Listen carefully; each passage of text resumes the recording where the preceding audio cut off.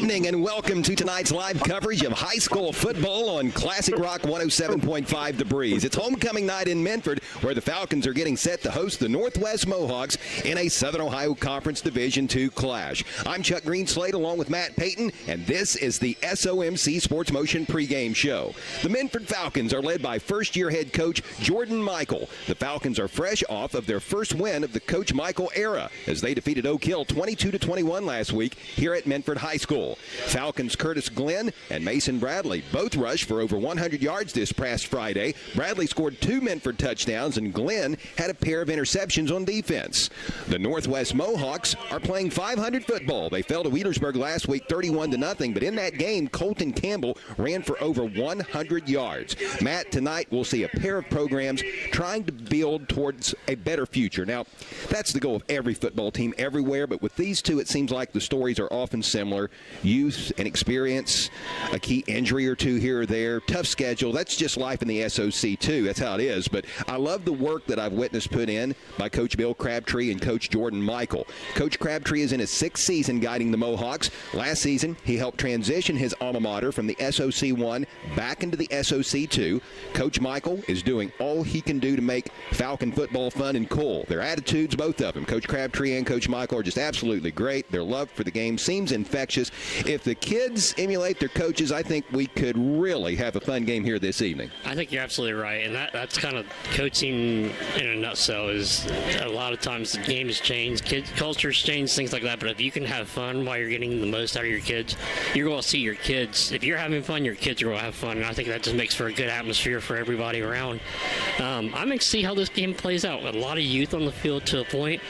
A lot of teams, like you said, they're doing, as some would say, maybe soul searching, but they're trying to find, that right mix to kind of move forward, continue the rest of the season with, and the future beyond. So it's a very interesting atmosphere we're in tonight. It's homecoming out here in Minford, so this will be a good crowd. Should be a good matchup tonight. And beautiful weather. Oh. I mean, for a Week 5 matchup here, we'll be halfway through the regular season at the night's end, which is hard to wrap your head around, but the weather just could not be better for tonight. I mean, I'm wearing shorts right now. I mean, granted, I wear shorts a lot when it's school, but even then, it still feels kind of warm. Like I'm actually like, can we get down to like 60? Like, speak for yourself. I'll take this all day, every day. It's still great. So once the sun goes down, it still will be nice out. Clouds, not really any clouds out there.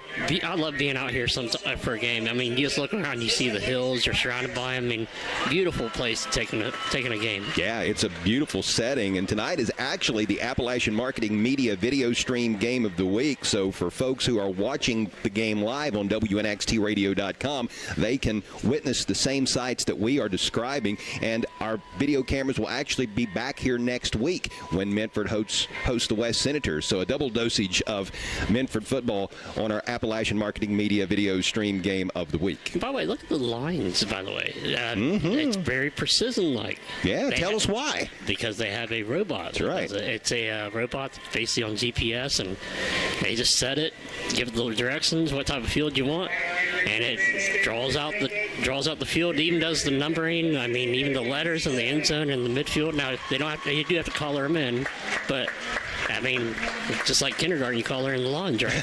So, that's right. I mean, it looks great. The field looks awesome. One of the only grass fields around now, and it looks like it's in great shape this evening for football. Everyone else in the SOC 2 might have turf, but Minford's got R2D2 painting the line. So, advantage Falcons, right? Exactly, advantage Falcons. These two clubs, Minford and Northwest, they've got a lot of history with one another. They played every year from 1959 to 2013. They resumed the rivalry last season with the Falcons prevailing 63-21. However, Minford's roster has had a lot of turnover since then, as has the Falcons coaching staff. Minford has won 45 of the 63 meetings between these two. Thank you again for tuning into the SOMC Sports Motion pregame show. The SOMC Orthopedic Associates are hosting their Saturday sports clinic. The clinic will be made available for student athletes in the area during the fall sports season. An orthopedic specialist will be available to evaluate each athlete between 9:30 9:30 a.m. and 11:30 a.m. No appointment is necessary, but it is requested that all arrive by 10:30. The SOMC Orthopedic Associates are located in Suite 102 of the Bronlin Building. For more info, call 740-356-1709. And since we're on the topic of SOMC, they have their pink shirts for October that are on sale now for breast cancer awareness. They can be ordered online at //SOMCpink2024.bigcartel.com/. You can get these up until September 25th, and all proceeds benefit the SOMC Cancer Compassion Fund. So you can go to the SOMC Facebook page for more details. Thanks again for tuning in tonight. It's high school football. Minford hosting the Northwest Mohawks. You're listening to the SOMC Sports Motion pregame show on Classic Rock 107.5 The Breeze. Be listening to high school sports all season long. Presented by the Scioto County Career Technical Center, Donnie Martin Heating and Air, Clark's Pump and Shop, Dyer Insurance, SOMC, Monroe's Frame and Collision, the McKinley Funeral Home, Portsmouth Insurance, a TAH benefits partner, the Glockner family of dealerships, Collier Companies, Little's Septic Service, Little's Grease Trap Removal, Little's Excavating, and Mr. Reuter Plumbing, Portsmouth Block and Portsmouth Building Supply, People's Bank, and the Real Estate Gallery. When in the market for retaining wall block, visit Portsmouth Block. Portsmouth Block manufactures several types of retaining wall block, including a brand known as Keystone Compact 3 Regency. Loved by those who buy it and install it, Keystone Compact is trusted by architects, engineers, and contractors around the world, as it artfully delivers a beautiful pattern, both gorgeous and efficient. Visit Portsmouth Block at 2700 Gallia Street in Portsmouth and look for Keystone Compact retaining wall block manufactured right in Portsmouth. Online at portsmouthblock.com. The McKinley Funeral Home has built a reputation for service over the years. Folks in this area know that the McKinley Funeral Home is a proud member of the Lucasville community. In your hour of need, you'll find them compassionate and caring, serving families in our area since 1937. That's the McKinley Funeral Home. Call them in your hour of need. The McKinley Funeral Home, Lucasville, since 1937.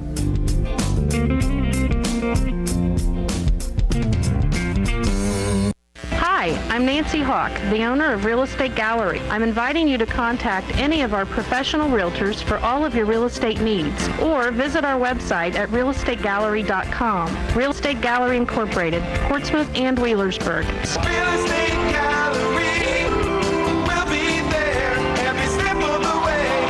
Real Estate Gallery. Josie and Carly and all the gang at Conley Trucking and the Conley River Terminal wish the best to our local athletes. In business since 1975, Conley Trucking will do both commercial and residential work, hauling everything from gravel to grain. The next time you need fill dirt or limestone, contact Conley Trucking and the Conley River Terminal. Phone 740-776-7634. For a quote, email conleytrucking@frontier.com. And again, Josie and Carly wish all area athletes the best of luck. Tonight's game on Classic Rock 107.5 The Breeze is presented in part by these following sponsors: 3D Outfitters Gun Shop and Giovanni's at the Depot and Brown Forest Products. Be listening to high school sports all season long on Classic Rock 107.5 The Breeze, online at 1075thebreeze.com. Isaiah Ruiz Pedraza is a senior soccer and tennis player at Portsmouth who is in the electricity program at the Scioto County Career Technical Center. The reason why I attended CTC was because I heard the great opportunities that they had, and my family attended the union, electricity union, so I thought maybe just to follow my dad's footsteps. After school, Isaiah wants to become a union electrician. The Scioto County CTC, a proven past for building a better future. There are a lot of comfort control companies out there, but none like Donnie Martin Heating and Cooling. Family owned and operated with a genuine concern for the community and the environment. Let Donnie Martin Heating and Cooling make sure that your commercial or residential heat pump or furnace is operating properly and efficiently. Donnie Martin Heating and Cooling can service all makes and models. Phone 740-259-4512. That's 740-259-4512. Donnie Martin Heating and Cooling. Proud supporters of local high school sports on local radio. The Glockner family of dealerships offers the top brand. Tonight, the Minford Falcons will entertain the Northwest Mohawks in Southern Ohio Conference Division II football. This is the SOMC Sports Motion pregame show. I'm Chuck Greenslate, along with Matt Pegg. Peyton. Checking other games taking place tonight on Mix 99.3, you can hear Valley at Leadersburg. On Fox Sportsmouth AM 1260 and 95.7 FM, you can tune in as Portsmouth plays at Colgrove in a battle of 3-1 ball clubs from the Ohio Valley Conference. Elsewhere, East is entertaining Eastern Megs. Green is playing at Fairview. Eastern Pike is at Racine Southern. Sims Valley is hosting West Union. Waverly is playing at the West Senators. Oak Hill is at South Gallia. Fairland is in Gallipolis to face the Gallia Academy. Chesapeake is at Grandview Heights. South Point will play at Rock Hill. Piketon is at Zane Trace. Jackson is visiting Hamilton Ross. And Ironton is entertaining Columbus Bishop Hartley. That's what's going on tonight as far as Ohio schools are concerned. The Notre Dame Titans will play tomorrow at Shadyside. In Kentucky this evening, Greenup County is hosting Montgomery County. Ashland will entertain Russell. Raceland is playing at Highlands. And West Carter is at Powell County. A few area Kentucky teams have the weekend free. Lewis County, Boyd County, and East Carter are all off this week. They have byes. Let's go ahead and meet the starting lineups for both the Minford Falcons and the Northwest Mohawks. Our starters tonight are presented by Valerie Ford on US 23 in Waverly. Remember, all roads lead to Valerie Ford of Waverly. Shop online at ValerieFord.com. First offensively for the Minford Falcons. At quarterback will be Curtis Glenn. He's a 6'2", 170-pound junior. Mason Bradley is the running back. He's a 5'11", 190-pound junior. The wide receivers will be Colt Donahoe, Ethan Morrison, and Trenton Scaff. Isaiah Robertson, a 6'4", 200-pound junior, is the tight end. At left tackle will be Tristan Miller. He's a 6'1", 270-pound senior. At left guard is Marty Sparks. He's a 5'11", 205-pound junior. Taylor Malone is the center. He is a 6'1", 225-pound sophomore. Mason McGinnis is the right guard. He's a 6 foot tall, 220-pound junior. And at right tackle is a freshman, Austin Wheeler, who is 5'10", 205 pounds. Defensively for the Falcons, on the line will be Taylor Malone and Nick Gilliland as the ends. The down lineman will be Jordan Schott, who will line up as a nose guard. The D tackle is Tristan Miller. The inside linebackers will be Mason McGinnis and Bryce McLaughlin. The outside linebackers are Marty Sparks and Colt Donahoe. And in the secondary, Colton McGraw and Elijah Conley will start at corners. The safety is Curtis Glenn. Those are your Minford starters. Starting this evening for the Northwest Mohawks offensively, the quarterback will be Andrew Newman. He's a 6 foot tall, 160-pound senior. The tailback tonight will be Dominic Stone. He's a 5'10", 205-pound junior. The wide receivers are Colton Campbell and Orion Ellis. The tight ends are Ian Ratchford and Nate Fry. And on the offensive line, the tackles are Carter Lute, a 5'8", 230-pound junior, as well as Aiden Armbrister, a 6'3", 280-pound sophomore. The guards are Caden Kazee, a 5'10", 230-pound sophomore, and Hunter Campbell, a 5'9", 265-pound senior. Thatcher Webb is the center. He is a 6'3", 275-pound junior. Over on the defensive side of the ball for Northwest, the Mohawks will be in a 4-4. The four down linemen will be Nate Fry, Caden Kazee, Thatcher Webb, and Aiden Armbrister. The linebackers will be Andrew Newman, Colton Campbell, Carter Runyon, and Colin Martin. And in the secondary will be Peyton Bell and Austin Smith at the corners, and Jake Brown will be the safety. Those are your Valerie Ford starting lineups. Service of Valerie Ford, US 23 in Waverly. Remember, all roads lead to Valerie Ford. Online at ValerieFord.com. Minford quarterback Curtis Glenn, he'll be one to listen for tonight. He has thrown for 416 yards and 2 touchdowns on the year. He's rushed for 264 yards and a score. Mason Bradley has run for 3 TDs this season, 2 of which he scored last week in the win over Oak Hill. Colt Donahoe has a team-high 15 catches for 216 yards and a TD. Northwest quarterback Andrew Newman has thrown 3 touchdowns on the season. On defense, he's returned an interception for a touchdown. Colton Campbell has run for a team-best 322 yards. He's averaging 5.2 yards per carry, which is really good. Also averaging just over 5 yards a carry is Carter Runyon, who has rushed for 238 yards and a team-high 3 TDs. Brendan Weiss has caught 3 touchdowns on the season. He did get banged up last week in the Wheelersburg game. Northwest is supposed to get a couple of kids back this evening from injury, including last year's starting quarterback Jake Brown. He became the school's first ever 1,000-yard passer last season. He broke his hand in the very first practice this year. Don't look for him to play quarterback tonight, but we do believe he will play, and probably quite a bit. Jackson Powell, he missed the last 2 games. He's supposedly back for the Mohawks tonight as well. Should be a very, very enjoyable game on this beautiful evening. We're going to take a timeout, and when we return, we'll hear from both head coaches. It is Minford hosting Northwest. This is the SOMC Sports Motion pregame show on Classic Rock 107.5 The Breeze.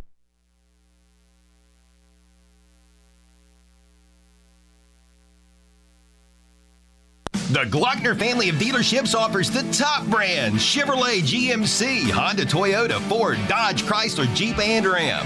Glockner has an amazing selection of new and pre-owned vehicles. Ask about the Glockner Guarantee. 12-month, 12,000-mile new vehicle premier coverage and 5-year, 100,000-mile powertrain coverage included on qualifying used makes and models. Credit issues? No problem. Glockner Auto Credit will finance your future, not your past. Shop online at Glockner.com. At Glockner, we make it easy. Holbrook's Hometown Pharmacy in Lucasville, a locally owned Health Mart pharmacy, provides fast, friendly, and convenient service. Brandon and Sherry see to it that you won't have to wait long while your prescription is filled. Many immunizations are offered, as are med synchronizations, ensuring you are always stocked up on the medication you need. Open from 9 a.m. to 6:30 Monday through Friday and from 9 to 1 on Saturdays. Stop by Holbrook's Hometown Pharmacy, located at 37C Lucasville Minford Road, right beside the country store. Health Mart, caring for you and about you. Be listening to high school sports all season long. Presented by Portsmouth Block and Portsmouth Building Supply, People's Bank, the Real Estate Gallery, Gamp's John Deere and Convenience Store, Conley Trucking and Conley River Terminal, Appalachian Marketing Media, the Counseling Center, Ron Wright Auto Sales, First State Bank, Midford IGA, West Side IGA, and West Side Hardware. Hello, this is Megan Martin, Banking Center Manager at First State Bank. At First State Bank, we believe that when we build up our customers, our communities, and each other, we can make a lifelong difference. When you bank with us, you're supporting the local coffee shop down the street, a young couple's first home, and the community you live in. Stop in at our Portsmouth Banking Center or visit our website at fsb4me.com. That's fsb4me.com. First State Bank, built on belief. Member FDIC. Tonight, the Northwest Mohawks are in Minford to face the Falcons in a Southern Ohio Conference Division II showdown. I'm Chuck Greenslate, and this is the SOMC Sports Motion pregame show. With us now is the head coach of the Mohawks, Bill Crabtree. Coach, your Mohawks enter tonight's game off of a setback to a very good Wheelersburg team a week ago, but tonight is a new night, new game, new opponent. First of all, how has this past week of practice been for your Mohawks? So we've had a good week of practice. Things, we're starting to get some guys who have been out for a while healthy. So that's getting exciting, getting some of our guys back in the mix. And we've been getting after it. We've been putting them on the sled, and, we're a ground game heavy team. So we've been driving the sled a lot, and the kids are getting better at that. And just getting after it, getting aggressive, and trying to get physical, which is what, that's kind of what we're hanging our hat on this year. And so far, each game we've gotten better. Obviously, last week was a rough one, but we can't focus on the past. We've got to keep moving forward, and we're getting after it. And the kids are responding. The kids are having fun. So that's what it's all about. Got a big game tonight with the Falcons. I'm sure you've had the chance to scout this ball club quite a bit. What are some of the things about the Minford Falcons that jump out at you the most? They've got some athletes, they like to run those screens and things like that, which, we've had trouble with in the past. And obviously, just the history of the game with us and them, it kind of hangs over us a little bit. We haven't had the greatest success playing against Minford. It's been about 20 years since we've actually found a way to beat them. So the kids are up for the challenge. They're excited, and like I said, our defense has been pretty strong all season, so hopefully we can keep them out of the end zone. And like I said, our line's really doing a great job. Every game we've been in, we felt like our line is kind of controlling the tempo. Even though we've lost a couple here, our line's doing their job, and eventually we're going to figure it all out, and we're going to have a huge night. Hopefully that's tonight. Coach, in addition to controlling the tempo, how important will it be for your Mohawks to control the clock this evening? Well, and that's kind of our goal in every game, is to control the clock and keep the ball away. And like I said, they've got some playmakers on the offensive side of the ball. They do a good job on those screens and getting guys in the open field on the films we've had. So, they're definitely not something to overlook. I know their record's not the best, and they're under a new staff, and they're like us. They're trying to figure some things out. But our kids are up for the challenge. They're excited for the opportunity to get back at it on Friday night. And like I said, we got some guys who've been out that are coming back tonight. So it's an exciting time out here. Very good. All right. Well, Coach, thank you so much for the time. Best of luck to you and your Northwest Mohawks this evening as you get set to take on the Minford Falcons. All right. Thanks, Chuck. Appreciate you, buddy. That's Coach Bill Crabtree of the Northwest Mohawks, and this is the SOMC Sports Motion pregame show on Classic Rock 107.5 The Breeze. Visit your local groceries, the Minford IGA and Westside IGA, as well as Westside Hardware. At the Minford and Westside IGAs, you'll find full-service delis with fresh-cut Angus beef and daily lunch specials. The Westside IGA offers up an incredible 18-inch pizza special, which provides a 2-topping 18-inch pizza, a bag of chips, and a 2-liter, all for just $19.99. Right beside the Westside IGA is Westside Hardware. They've got all kinds of tools and fasteners, as well as an extensive amount of items pertaining to automotive, carpentry, plumbing, and heating and air. The Minford IGA, Westside IGA, and Westside Hardware open 7 days a week. On the Esplanade Laser Center and Medical Spa in Portsmouth knows that looking better makes you feel better. The players aren't the only ones who want to look good under the Friday night lights, and On the Esplanade can help you look your absolute best. With the kids back in school, it's time to invest in yourself. You deserve it. With 15 years of experience, Jeannie at On the Esplanade specializes in medical aesthetics and skincare. On the Esplanade provides big city results with a small town feel, right here at home. Visit On the Esplanade, 813 Gallia Street, Portsmouth, and follow On the Esplanade on Facebook. Tonight, the Minford Falcons will host the Northwest Mohawks in a Southern Ohio Conference Division II showdown. I'm Chuck Greenslate, and this is the SOMC Sports Motion pregame show. Joining us now is first-year head coach at Minford, Jordan Michael. Coach, I know we have talked about it since during the sports line last weekend, but congratulations yet again on your first win as head coach of the Falcons, defeating the Oak Hill Oaks last Friday at home, 22-21. You've had a little time to think and reflect on that now, and I'm sure you've been primarily focused with the next task at hand, and that's Northwest tonight. But still, that had to be quite a memorable moment for you and a momentum boost for your kids. Absolutely. You know, I'm just so happy for our guys. I mean, I see what the work we put in and day out, and those guys earned it. They deserved it. I'm just so happy for them. And, you know, the kids seem to be having a lot of fun. I saw some interviews with some of your players on Sosa this past weekend, and I see your Facebook posts where you have your team awards that are won by certain individuals. They seem to be buying in. Yeah, absolutely. You can feel we're starting to feel that culture change and that shift.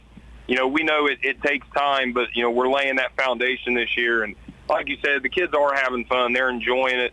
You know, I think my biggest thing coming into Minford was we got to make football fun, and the coolest thing you can do is play football here in Minford, and that's the goal we're trying to accomplish here. Coach Michael, from the start of the season until now, where do you feel your Falcons have improved the most? You know, we've I think defensively, just looking at the defensive side of the ball, we've emphasized turnovers every week, and, you know, last week you saw it, the week before, you know, we had the scoop and score. And that's just an example of the small things we're looking at. You know, when we cut on the film, we're not doing it on a consistent basis when it comes to, you know, our run fit, squeezing the down blocks, all that stuff. We're not doing it for the entirety of the game, but we're starting to see those little things that we preach day in and day out start to resonate with the guys. Offensively, you know, we're quarterback Curtis Glenn, every day he's growing. You know, he's starting to throw the ball away, tucking in and running. Our offensive line's improving. Just building confidence as an offensive unit. Coach, give us your thoughts on your opposition tonight, the Northwest Mohawks, and what do you feel your Falcons need to do to come away triumphant tonight? You know, our message to the team this week is simple. You know, that Northwest wants to get you in a phone booth, play physical football, grind it out game, and, you know, we've talked about we've got to take the punch to them. You know, we've got to be the more physical team. I think the more physical team wins this football game. Coach, it's always a special time to be at the midway point in the season. Do you feel, for the most part, that your crew is pretty healthy? Yeah. You know, we got some nicks and bruises here, but we've lost Billy Yazel's a young sophomore. You know, he's got a season-ending injury he had 3 or 4 weeks ago. But besides that, we're relatively healthy. You know, I couldn't ask for much more than this, especially with the numbers where we're at. You know, we've got a full roster ready to go Friday. Well, Coach, it's a pleasure speaking with you. It always is. Best of luck to you and your Minford Falcons tonight as you get set to play host to the Northwest Mohawks. I appreciate it. Thanks for having me. All right, buddy. Appreciate you. That's Coach Jordan Michael of Minford, and this is the SOMC Sports Motion pregame show on Classic Rock 107.5 The Breeze. Tonight, the Northwest Mohawks are in Minford to face the Falcons in a Southern Ohio Conference Division II showdown. I'm Chuck Greenslate, and this is the SOMC Sports Motion pregame show. With us now is the head coach of the Mohawks, Bill Crabtree. Hello, this is Greg Wilkett, President and CEO of Floor BWXT Portsmouth. We want to wish all the schools good luck on a safe and successful season. Just like a sports team, we've been working together to safely and effectively decommission the former Portsmouth gaseous diffusion plant and leave behind an environmentally safe and sustainable future for our region. On behalf of all of the employees at Floor BWXT, I'd like to wish all of the teams in the four-county region a safe, fun, and winning season. Hi, I'm Gary Duzan of Portsmouth Insurance, a TAH Benefits partner. And I'm Jay Hazelbaker, President of TAH Benefits. Portsmouth Insurance specializes in helping local business owners with their employee benefits. We understand that operating a business can be stressful. Let us alleviate at least one of those worries for you. Portsmouth Insurance understands the health insurance marketplace, and our commitment to service and knowledge of both the personal and business insurance markets can give you peace of mind. For assistance with all of your employee benefit needs, call us at Portsmouth Insurance, 740-353-4105. Tonight's game on Classic Rock 107.5 The Breeze is presented in part by these following sponsors: 3D Outfitters Gun Shop and Giovanni's at the Depot and Brown Forest Products. Be listening to high school sports all season long on Classic Rock 107.5 The Breeze, online at 1075thebreeze.com. At 3D Outfitters in Wheelersburg, you can get the gear to get the deer. The area's best gun shop is 3D Outfitters. 3D has handguns, shotguns, rifles, and ammo. Name brands such as Smith & Wesson, Ruger, Remington, Colt, Glock, and many more. The area's best gun shop is 3D Outfitters at 85088A Ohio River Road, Wheelersburg. Get the gear to get the deer at 3D Outfitters in Wheelersburg. Phone 574-HUNT and follow 3D Outfitters on Facebook. Tom and Burnett Brown, the owners of Giovanni's at the Depot and Brown Forest Products, wish the best to the Northwest Mohawks. Giovanni's at the Depot on State Route 73 in Otway is a one-stop shop providing gasoline and groceries as well as delicious pizza, pasta, subs, and salads. Brown Forest Products is an Ohio Forestry Association certified master logger that does logging and will buy standing timber and timberland. Call Brown Forest Products for contract logging at 740-372-8351.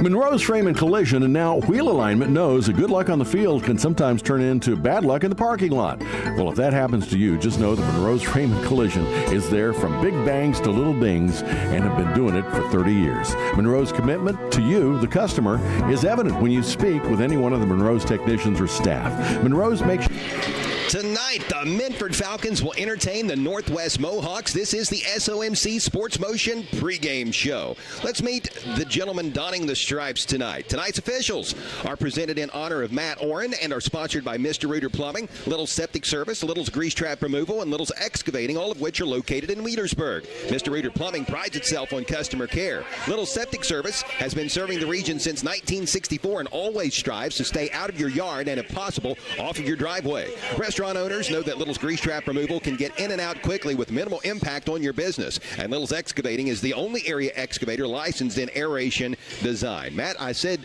gentlemen. I guess it would be lady and gentlemen tonight. Let's meet our officials. All right, tonight's officials are Jesse Gannon, Ben Anderson, Katie Anderson, Jeff Wallace, Todd Meadows, and the head referee, the man in the white hat, Larry Anderson. Thank you, Matt. Our game time temperature is presented by Coles Auto Sales at 16127 US 52 in West Portsmouth. While many car lots are struggling to stock their lots with quality used cars, Coles is blessed to have a great selection and offers financing. Bad credit, no problem. All you need is proof of income and a down payment. If you're looking for a sharp used vehicle, give Coles a call at 740-357-6009. It is 83 degrees as we are just minutes away from the opening kickoff. Sun's going to set here in just a few moments, and it'll be in the mid-70s by the end of the game. Just an absolutely gorgeous evening for high school football.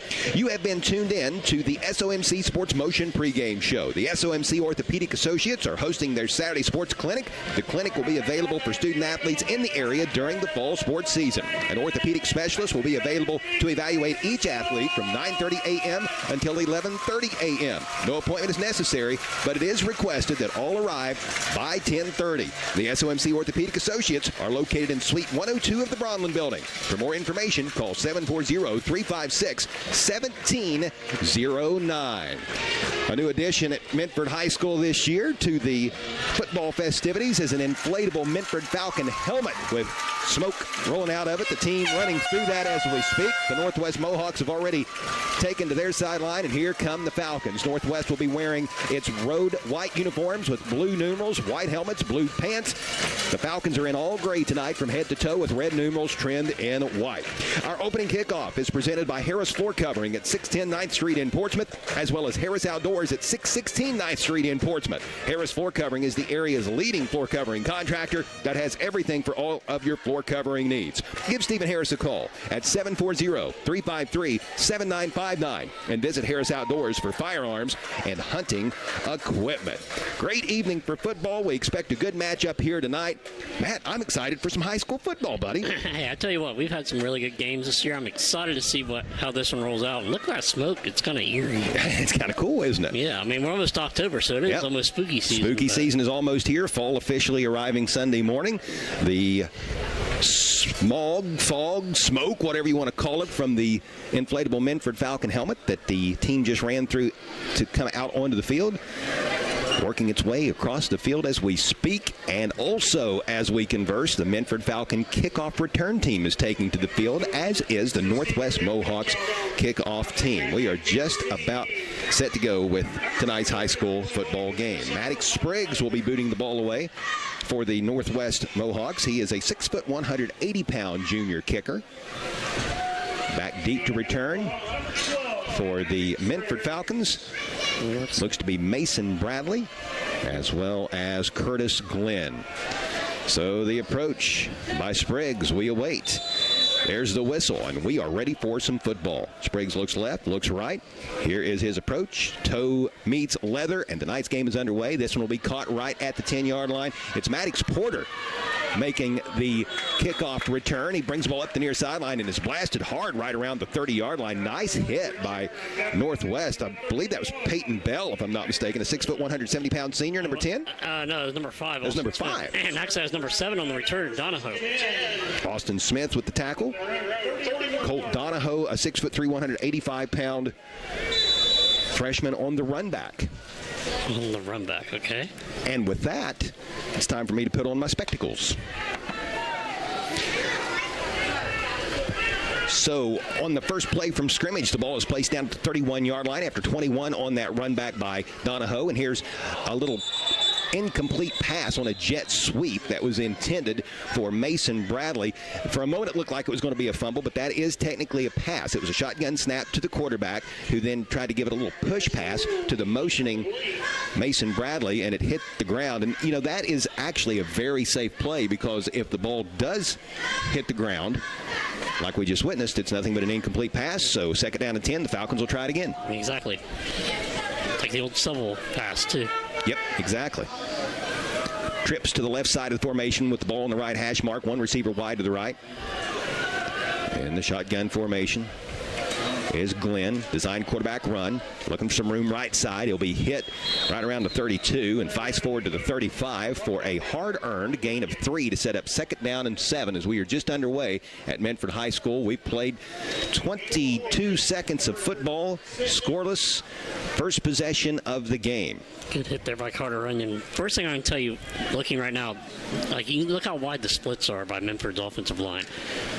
Definitely a size advantage, too, for Northwest if you look at it in the trenches right now. You talk about the splits between the offensive linemen for Minford. When Northwest goes on offense, we'll see the exact opposite of that. Here's play action. Glenn rolling to his left. He's a right-handed quarterback. He'll throw back across the body, put some air under it, and his pass is nearly intercepted. Donahoe was the intended receiver, but undercutting the route was Jake Brown, a 6'3", 180-pound junior, and he just about had himself a pick. But it will be incomplete, 4th and 7, in a punting situation for the Falcons here on this opening drive of the game. 11:08 left to play in the first. Great play by Jake Brown. Looks like that hand's healthy. It sure does. He just about had himself an INT there. did a great job of getting underneath the route because it looked like for a moment that Donahoe was open. So back in punt formation for the Minford Falcons. Mason Bradley, low snap, but he's able to dig it off the dirt, and fair catching the ball inside of the 30-yard line for Northwest is Austin Smith, the 5'10", 155-pound junior who had a nice hit on the opening kickoff. So we've seen the Falcons offensively. Now we'll see the Mohawks with 11:03 left to play in the first quarter. Goose eggs on the scoreboard as we are just underway as the sun starts to set at Minford High School on homecoming night. Ball's been spotted at the 29, looks like. So if that's the case, 36-yard punt. And that was a left-footed punt, too, by the way. Yeah, it was. We've seen a few left-footed kickers this year. Looks like the 27 is where they're going to place it. Ball shading the left hash mark. There's those tight splits by the Northwest linemen that we were talking about just a few moments ago. They're as close to one another as you can get. Double wing set. The pitch goes to the left wing, who came in motion to the near side. This is Colton Campbell, a 5'11", 180-pound senior, and he'll maneuver his way out across the 35-yard line to the 36. He's going to be just shy of a first down. Give him 9 on that first carry to set up 2nd down and 1 for the Northwest Mohawks. Northwest enters this contest 2-2. A loss to Piketon in week number 1, then back-to-back wins over Greenfield, McLean, and Huntington Ross, and last week a setback at Wheelersburg.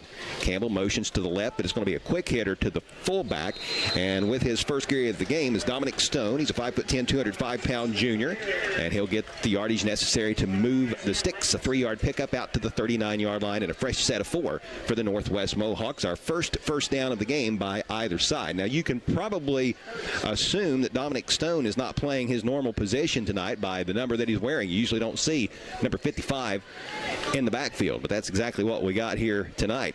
And he's got 3 yards on his first carry. Here's a pitch to Campbell, looking for some room right side. He's got good blocking, and he will take the ball out across the 45-yard line to the 47. Another nice carry by the Northwest Mohawks, who are getting it done up front. Gain of close to 8 on that play, depending on where they finally put the ball down. It'll be 2nd down and a long 2, almost 3. Ball resting at the 47-yard line and on the right hash mark. It's a nice carry there by Campbell. It was 2 carries on this opening possession for Campbell. Pretty good yardage on both. He goes in motion again. He takes the pitch again and looks for some room right side again. A little case of deja vu. He's going to be close to the first down sticks. It's going to completely depend upon the spot. It looks like from where the far side official is spotting the ball, he's got it. Oh, yeah, he does. With ease. Move the chains. He's just shy of the midfield stripe. Give him a gain of 3 on the play and another first down for Northwest on this opening drive. The Mohawks' second first down of the game.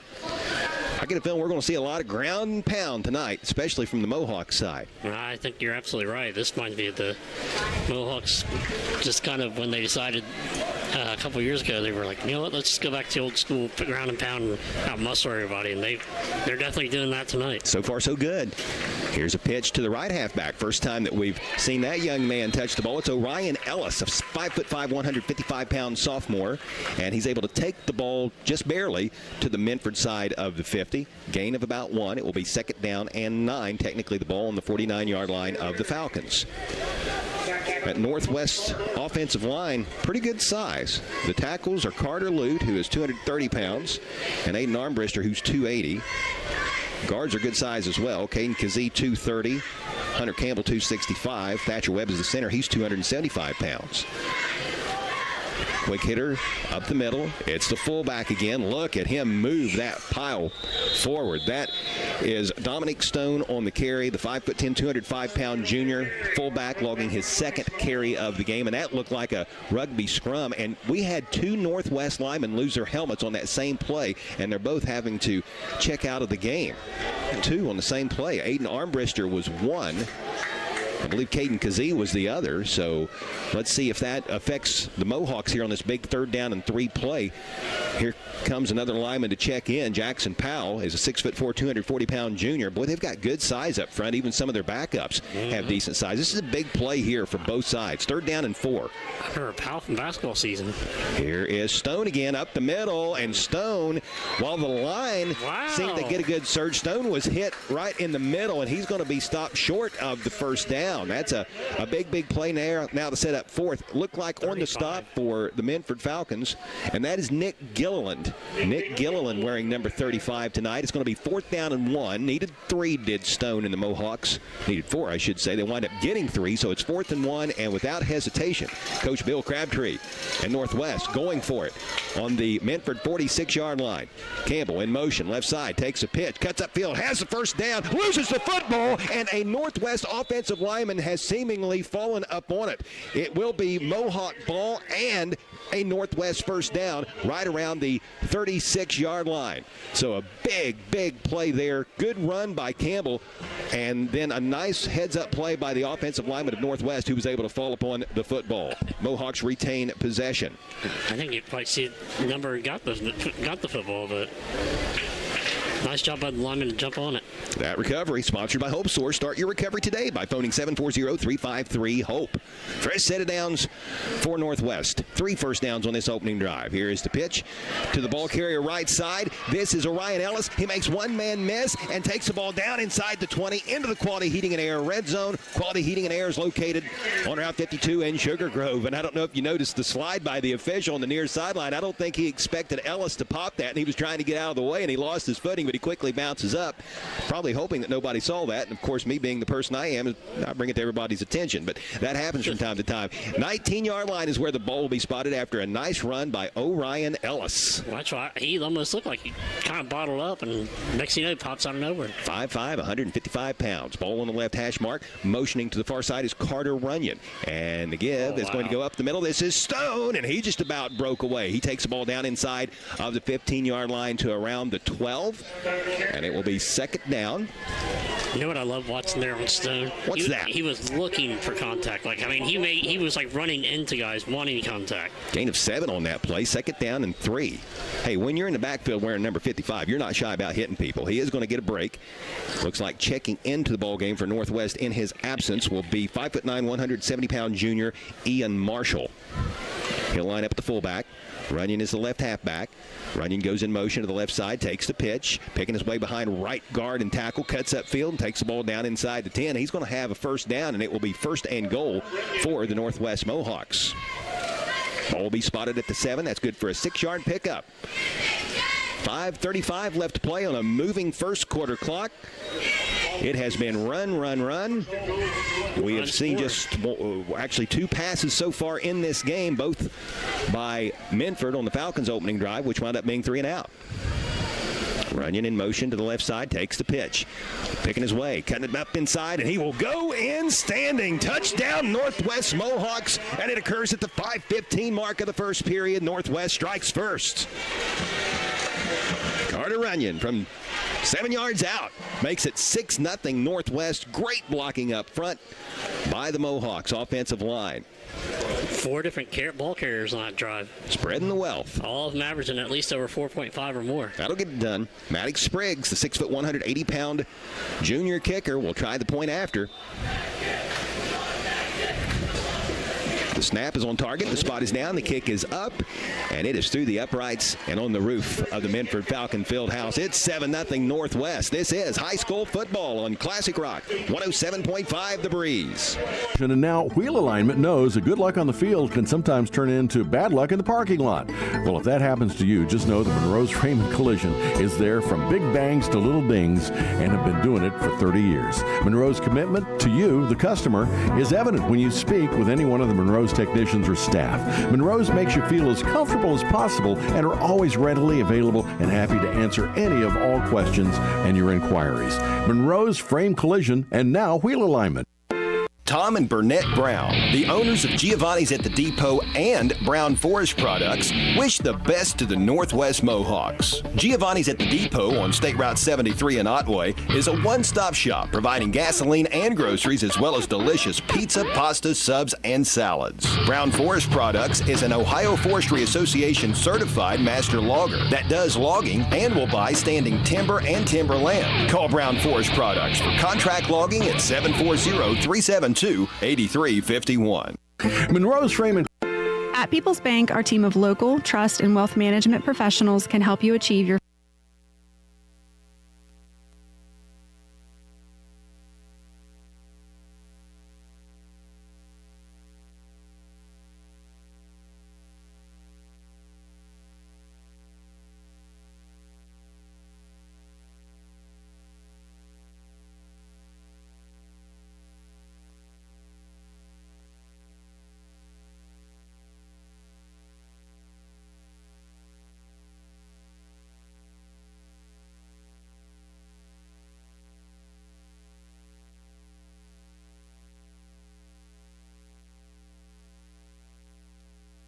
Floyd's on Chillicothe Street in Portsmouth. Ball on the left hash mark, 3 receivers to the right, 1 receiver to the left, 1 back in the backfield with the quarterback. Glenn's going to pass it to Donahoe near side, and he's going to be hit right around the line of scrimmage. A nice play by Austin Smith, who has made multiple big hits already in this contest. This one's going to be limited to a gain of 2. It'll be 2nd down and 8 for the Minford Falcons, who trail 7-0.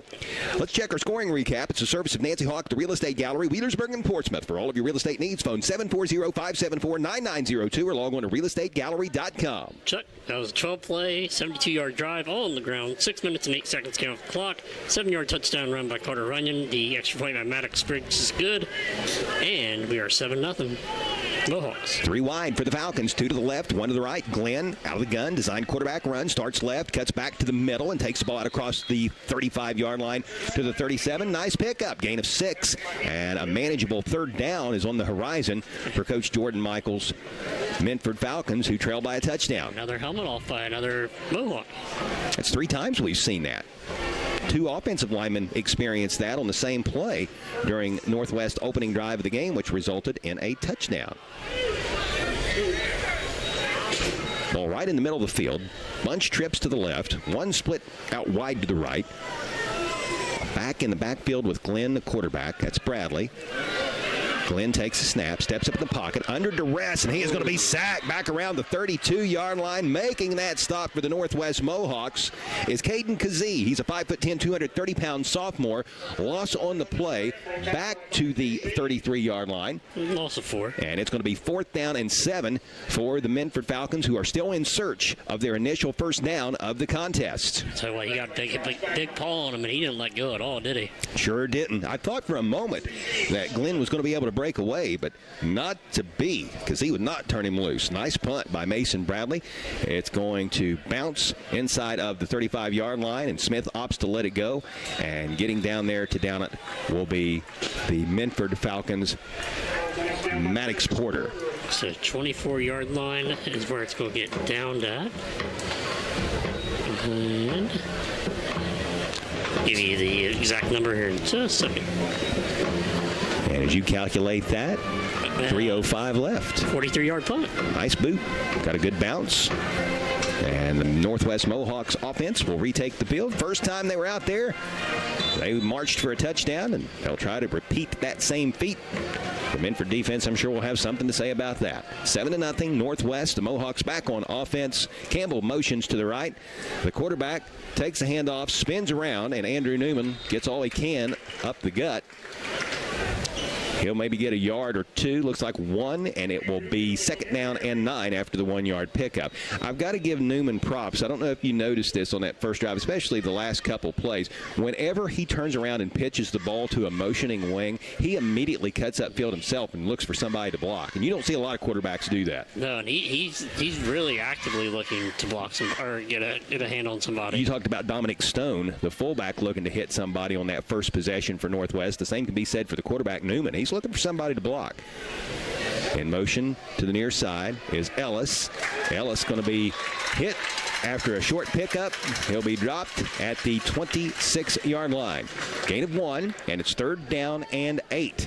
Well, this would be a big confidence boost for Minford if the Falcons defense could hold Northwest to 3 and out.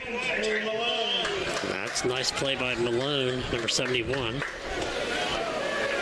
Taylor Malone is a 6'1", 225-pound sophomore. If Minford can get Northwest into 3rd and long situations, that doesn't seem to be an area of the game in which the Mohawks are extremely comfortable, because this is primarily a running team. Here's a reverse in the backfield, broken by Ellis, and he is going to be swung down after spinning forward to the 35-yard line, and that is going to be a 1st down carry, a 3rd down and 8 conversion. Gain of 9 on the play. Move the sticks for Northwest, and that was a lot of razzle-dazzle there with the double handoff in the backfield. No, they're going to say it's short. Oh, I thought they spotted it right at the 35-yard line. The official on the near side did. Evidently, the one on the far side did not. So hold up. Yeah. Pump the brakes. They're actually going to spot it back. I can't tell from the 33. The defensive linemen for Minford are blocking my angle. I believe it's in between the 33 and 34-yard line. Yeah, so it's 4th down and 1, and this is a big call by Coach Crabtree and the Mohawks. They will go for it deep in their own territory. Fullback up the middle, and let's see where the ball's at as the pile unfolds. Near side official said, move the sticks, and that's exactly what they'll do. First down carry, got almost 2, but I believe, was that Stone in at fullback on that last play? You're right, yep. Dominic Stone with the first down carry. So a fresh set of downs for Northwest. Big play call there by Coach Bill Crabtree in his 6th season guiding his alma mater, and a nice job by the Northwest kids executing that play well. Good blocking up front. Here's the pitch to Campbell, right side, looking for some room. Won't find much. He'll stretch forward for a gain of maybe 1 or 2. And it'll be 2nd down for the Northwest Mohawks as we are inside of a minute to go in the first period. 2nd down and 9, we will call it. I was going to say 8.5. Got about 1.5 yards. Ball on the right hash mark. This could very well be the final play of the first quarter. It's been a quick moving period. A lot of running. Here's the pitch to Carter Runyon, the right wing. Turns the corner, left side, finds the edge, down the near sideline, 40, 35, 30, and he is gone. This is going to go as a 64-yard house call, and with that, Northwest takes a 13-0 lead with just under 13 seconds left in the opening quarter. Wow. Nice play by Carter Runyon. Get him in the open field, and he took off. That he certainly did. He grabbed another gear right around midfield. A good pursuit angle by one of the Minford defenders. Nipped at his heels around the 25-yard line, but Runyon was able to maintain his balance and run through that would-be tackle and finish off the play in the end zone. And now Maddox is back on to try the point after. Maddox Spriggs. It is up, and it is good. And it is 14-0. Mohawks with 12.7 to go in the first. Timeout on the field. This is high school football on Classic Rock 107.5 The Breeze. At People's Bank, our team of local, trust, and wealth management professionals can help you achieve your financial goals. We offer comprehensive services including investment management, retirement planning, estate planning, trust administration, and more. Our customized strategies are designed to grow and preserve your wealth while minimizing risk. Let People's Bank put our decades of expertise to work for you. Call me, Elise Dye, or one of our other trust and wealth management professionals today to schedule your free consultation. People's Bank, working together, building success. September 16th through the 20th, visit Halls, Napa, and Wheelersburg for the September Big Event. Shell Rotella T4 Triple Protection Motor Oil will be $16.79 a gallon. Looking for a big toolbox? Get a 41-inch 16-drawer combo roller cabinet and chest, normally $1,800, on sale for just $7.99. Get a Wilton hammer and vise for just $175. Shop towels will be nearly half off, and antifreeze will be deeply discounted. Don't miss the September Big Event. September 16th through the 20th at Halls, Napa, 11774 Gallia Pike Road, Wheelersburg. Collier is expanding its business opportunities to include Collier Home Medical, a local durable medical equipment company, or DME. At Minford High School, play has resumed. Northwest just scored a touchdown moments ago. There's been a change in the score. Changes happen quick, especially when you get your tires changed at Bob and Floyd's on Chillicothe Street in Portsmouth. It is 14-0 Northwest. Kicker Maddox Spriggs just booted a touchback. His kickoff hit around the 3-yard line, and the Falcon return man sidestepped it, let it go into the end zone. So this Minford drive will start at the Falcons' own 28-yard line. We will soon be checking the scoring recap. It's a service of Nancy Hawk at the Real Estate Gallery, Wheelersburg and Portsmouth. For all of your real estate needs, phone 740-574-9902 or log on to realestategallery.com. That scoring recap coming right after this snap. In shotgun formation for Minford is Curtis Glenn. He's got 3 receivers to the left and a back to his right. Glenn looking for some room right side. Now cuts it back up the field, breaks away from one tackle, but the Mohawks will corral him right around the 23-yard line. That'll be a pickup of 3, and that will do it for the first quarter. But before we go to break, Matt, let's, as promised, check that Real Estate Gallery scoring recap. All right, Chuck, that scoring recap by the Mohawks was a 6-play, 76-yard drive. 3 minutes, 8 seconds counts the clock on that one. And a touchdown run by Carter Runyon from 64 yards out.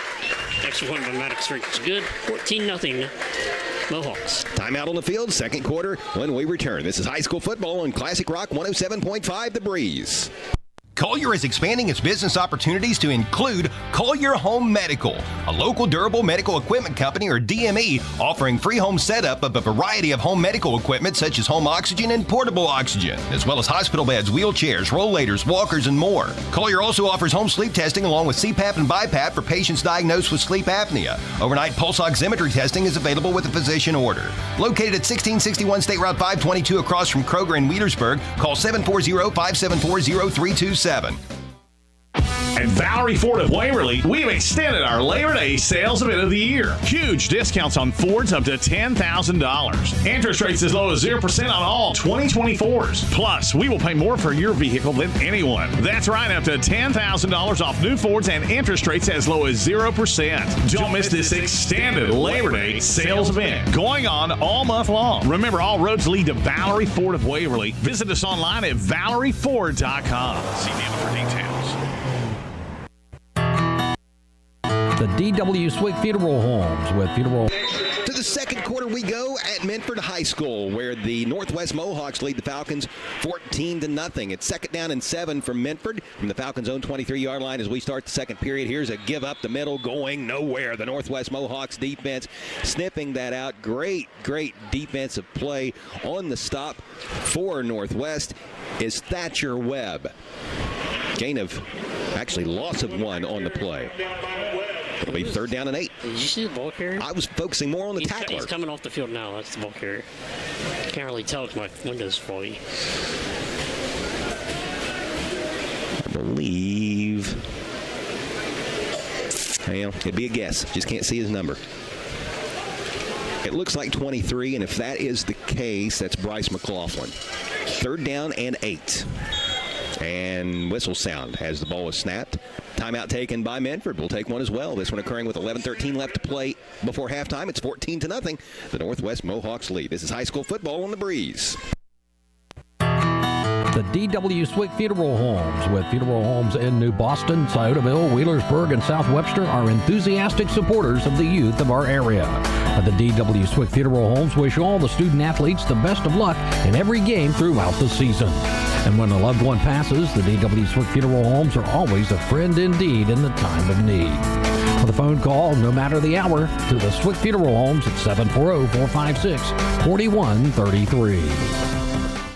When shopping for a vehicle that's right for you, make the right choice. Visit Ron Wright Auto Sales in Portsmouth, where Joe, Dave, and Brian are waiting to help you. Uncle Joe, thank you so much for not charging me a dock fee. I appreciate the family discount. Holly, first of all, I'm your cousin, not your uncle. Secondly, we don't charge anyone a dock fee. At Ron Wright Auto Sales, you get treated right. Visit Ron Wright Auto Sales, 1555 11th Street, Portsmouth, phone 355-CARS, online at ronwrightautosales.com. Thank you, Uncle Joe. Holly.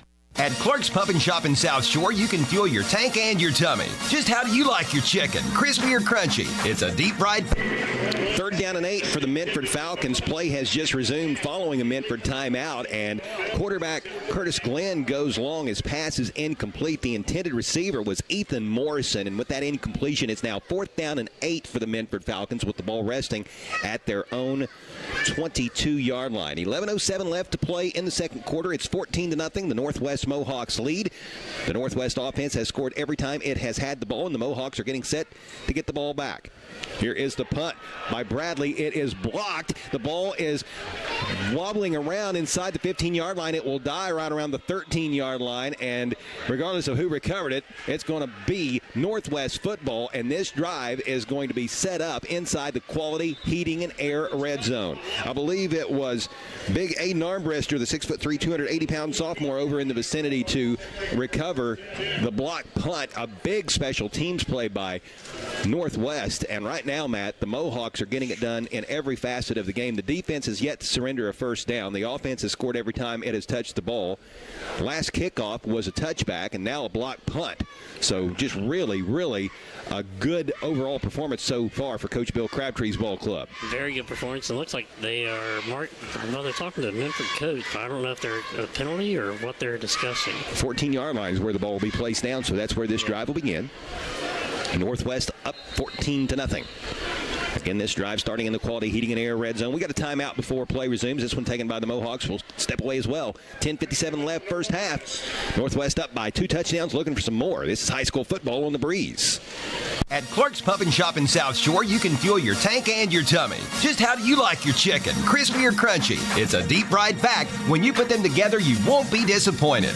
Come grab some crispy, crunchy chicken to fuel that hunger. Available at Clark's Pump and Shop in South Shore. It's just a crunch around the corner. Clark's Pump and Shop in South Shore also offers breakfast sandwiches, pastries, coffee, cappuccino, soft drinks, snacks, candy, and more.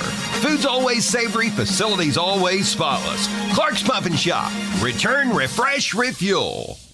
Be listening to high school sports all season long. Presented by the Scioto County Career Technical Center, Donnie Martin Heating and Air, Clark's Pump and Shop, Dyer Insurance, SOMC, Monroe's Frame and Collision, the McKinley Funeral Home, Portsmouth Insurance, a TAH benefits partner, the Glockner family of dealerships, Collier Companies, Little's Septic Service, Little's Grease Trap Removal, Little's Excavating, and Mr. Reuter Plumbing, Portsmouth Block and Portsmouth Building Supply, People's Bank, and the Real Estate Gallery. The Counseling Center is the region's leader in youth and adolescent counseling and play. Play has resumed at Minford. Whew, tell you what, 60-second timeouts is what they're supposed to be, but it's 40 for this crew. So play has gotten back, and there has been a fumble by Northwest on the center quarterback exchange. With that, Minford has recovered. Big turnover. That recovery sponsored by Hope Source. Start your recovery today by phoning Hope Source at 740-353-HOPE. Colton McGraw was the one who recovered it for the Falcons. Well, what's the hurry on these timeouts? That was literally about a 35-second timeout. Come on, guys. Help me. Here is a give up the middle as the Falcon offense goes back to work. The carry goes out across the 15-yard line, and the running back is Mason Bradley, the 5'11", 190-pound junior. He's going to get 3 yards on this carry. That'll set up 2nd down and 7 for the Minford Falcons.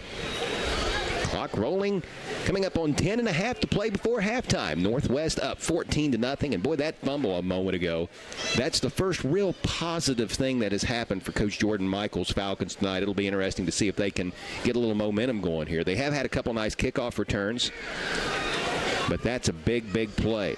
It's a big thing getting it in space so guys can make plays. Taking the snap out of the gun is Curtis Glenn. Looking for room right side and won't find any. He runs into Carter Runyon. And Runyon puts an end to that right quick. Great defensive play by Carter Runyon. He had the big 60-yard-plus touchdown run a little earlier in the game. Makes a nice defensive play here, limiting the Falcon quarterback, Curtis Glenn, to a minimal pickup, maybe a yard. Yeah, I'd give him a yard. Just for fun. Just for fun. Just for fun. No. Halloween's next season, but Christmas right after, right? 64-yard touchdown runner earlier by Carter Runyon. 3rd down and close to 7. Glenn out of the gun, setting up a screen, throwing it back to Bradley near side, and Bradley is going to be brought down well shy of the 1st down as the Northwest defense sniffed that one out and played it well. Peyton Bell making the stop for the Mohawks. It's 4th down. Looks to be no gain on that play in a punting situation for the Minford Falcons. 14-0 Northwest, coming up on 9 minutes to play before halftime. Be sure and stay with us at the break for the Holbrook's Hometown Pharmacy halftime show. Austin Smith back deep to return for Minford. Last time was a block. Mason Bradley in punt formation.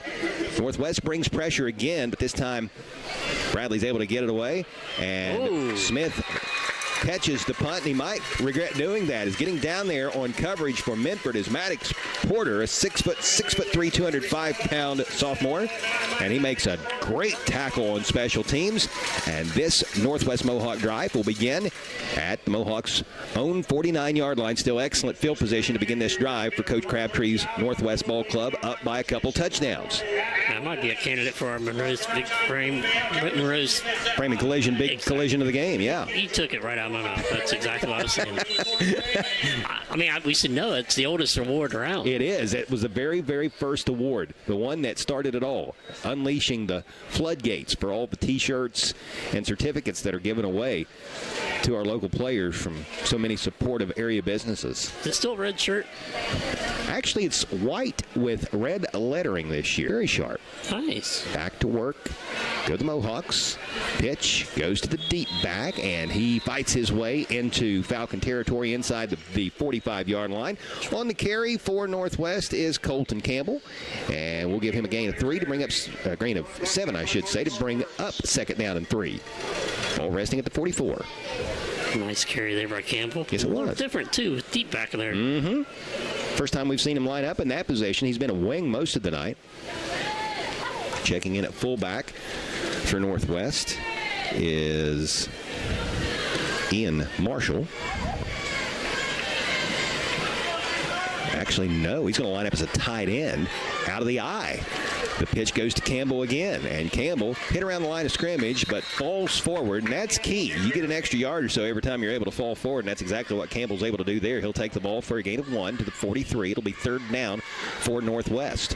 So the first 2 drives of the game, we saw Northwest in that one-back set double wing, and so far this drive, it's been an I formation. Yeah, I'm a little shocked they changed. We'll have a timeout. We got a timeout. We're going to just take a 30-second commercial break, or we're going to miss a play or two. These officials want to get this one in, get home, it looks like. 7:35 left in the first half of play. It's 14-0 Northwest. This is high school football on Classic Rock 107.5 The Breeze. The Counseling Center is the region's leader in youth and adolescent counseling and play therapy services.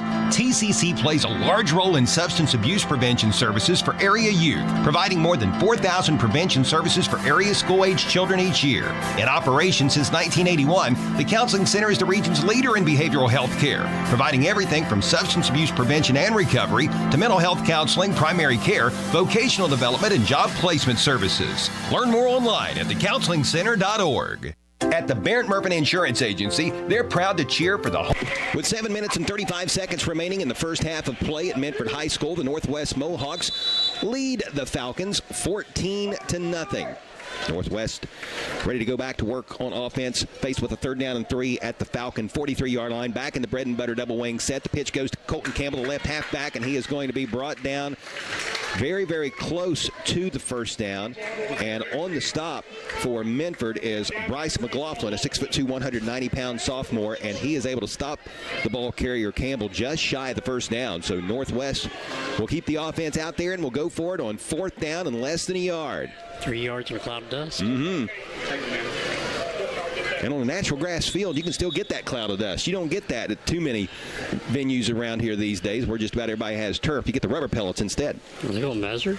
The chains across the field. Let us remind you, during our postgame tonight, presented by Minford Telephone and Minford TV, we've got all kinds of awards that we're going to be doling out, including the Gamps John Deere Outstanding Run of the Game, the Portsmouth Block Big Block of the Game, the Monroe's Raymond Collision Big Collision of the Game, as well as the Roger and Snuffy Player of the Game, presented by Call Your Companies in honor of longtime area sports broadcasters Jim Snuffy Smith and the late Roger Gray. First down Northwest. Campbell gets the yardage to gain.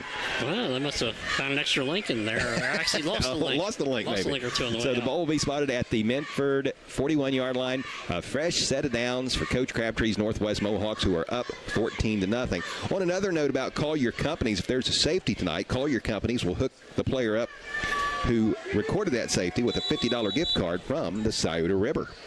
Pretty good little deal. That's not a bad deal at all. We've already given one of those away this year. Here's the pitch to Campbell, looking for some room right side, and he's going to be brought down just inside of the 40-yard line. Lost his hat on the play, so he'll have to come out for a snap, as is the rules as governed by the OHSAA. Gain of close to 3 on that. 2 we'll give him. 2nd down and 8. Ball on the right hash mark. Coming up on 6.5 minutes to play in the second period. We'll check scores from other games around the area at the turn. Plenty of games out there. Plenty of games. Pretty decent games. Valley and Wheelersburg on Mix 99.3. Portsmouth and Coal Grove on Fox Sportsmouth AM 1260 and 95.7 FM. And we're glad you're tuned in to our game tonight. Minford and Northwest on Classic Rock 107.5 The Breeze, our Appalachian Marketing Media video stream game of the week. We got a delay of game on Northwest. That'll be a 5-yard penalty. I was going to say, it looked like it was counting down pretty quick, but nobody was really moving quick. Is that the first flag we've seen tonight? There has not been a lot of laundry. That it is. Been a pretty clean game. So the first penalty of the night. It wasn't even one that had any action to it. Right. Well, it didn't have action. That was the reason for the penalty, a delay game. So the 5-yard mark off brings the ball back to the 44-yard line. It's second down and 13. Here is a give to Carter Runyon. Runyon takes the ball inside the 40, so he gets the penalty yardage back and maybe a yard to boot. He'll be brought down at the 38-yard line, gain of 6 on the play. So it will be second down and, check that, third down and 7. Ball right in the middle of the field. Here comes Colton Campbell checking back into the contest. Got his helmet adjusted. Yep, he's going to replace Orion Ellis. The fourth Mohawk going out with the helmet. Yeah. Going to have to tighten them chin straps up a little bit. Double wing formation again.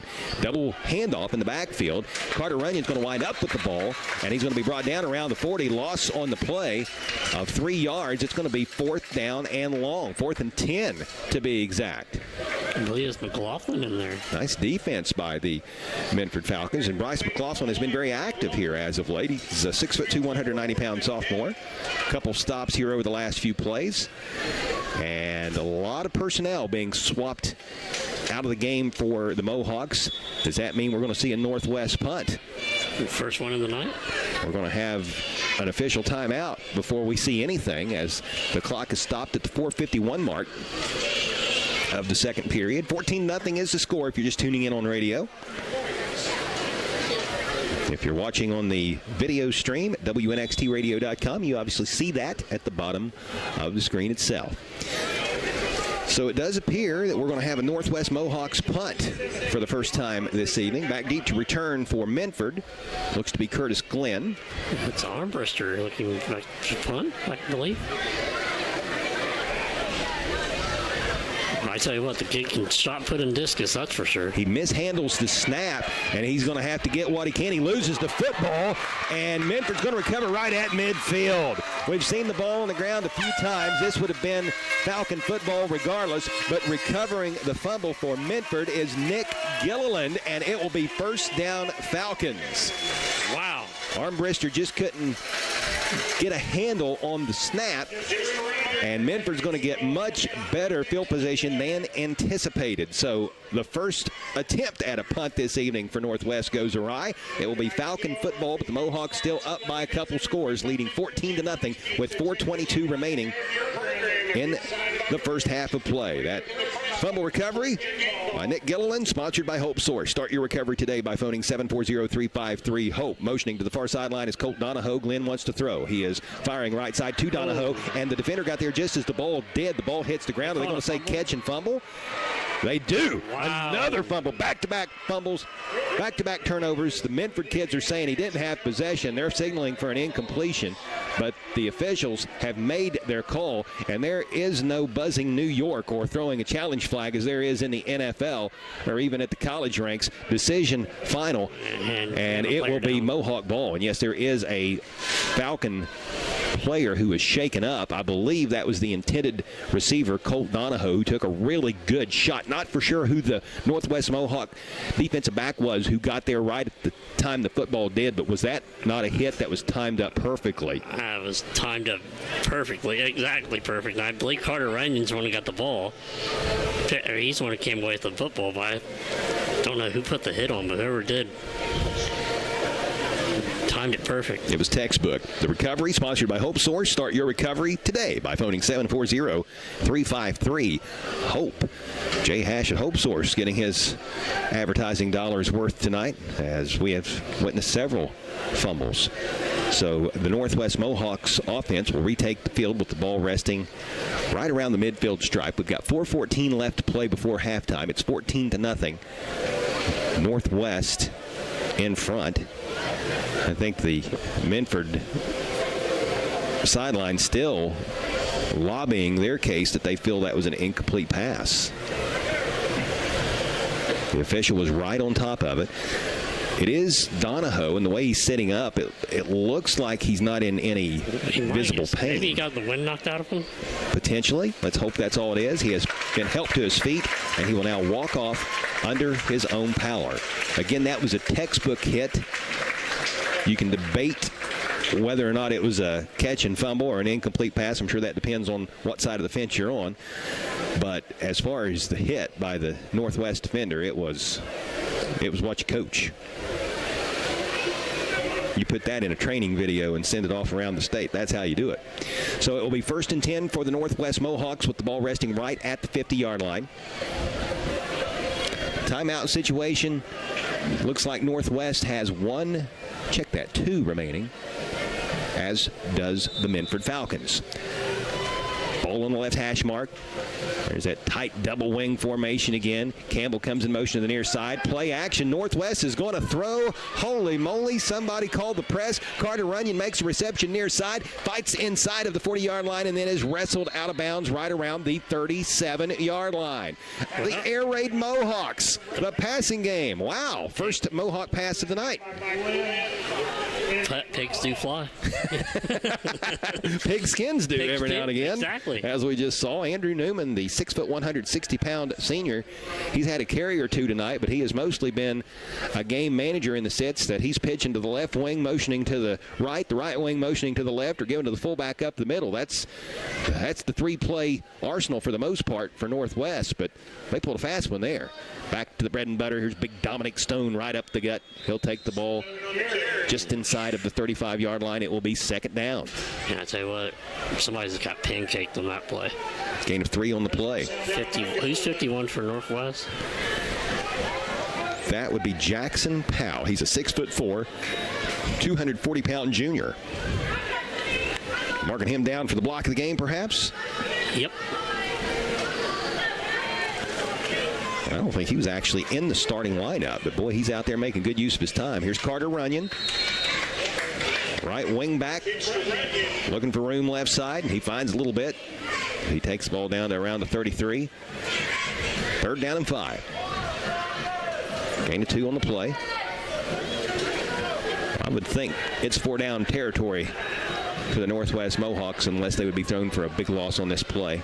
A late personnel swap for Coach Jordan Michaels' Falcons, and Coach Michael, realizing that his team's not quite prepared for this next snap, he'll take a timeout, and we'll take one as well. This one occurring at the 2:32 mark of the second period. Northwest up 14-0 at Minford. This is high school football on Classic Rock 107.5 The Breeze. At the Barrett Murphy Insurance Agency, they're proud to cheer for the home team, and even more proud to have you on their team. Whether you need insurance for your home, car, or business, they have your back. And because the local community is so important to them, they'll be right there with you, cheering for your team. Contact the Barrett Murphy Insurance Agency today for more information about a policy from Encova Insurance. Visit the Barrett Murphy Insurance Agency at 1031 Gallia Street in Portsmouth. Online at barrettmurphy.com. Minford Telephone and TV. The local choice. The best choice. Your internet experts with fiber, fast, efficiency. Generations of the... Northwest with the football. It is 3rd down and 5 for the Mohawks. Ball at the 33-yard line, right in the middle of the field. I formation. Carter Runyon is the deep back, a tight end to the right. Newman, he loses his footing, but is able to pitch the ball back to Runyon. He's got room left side. He is down the far sideline, and he is in the end zone. A 33-yard touchdown run for Carter Runyon, his 2nd TD of the game. Wow. 20-0. The Northwest Mohawks in front. Give that kid the ball. Whew. You had referenced this earlier during his 64-yard touchdown run. When you get Carter Runyon out in the open field, man, he is going to hurt you.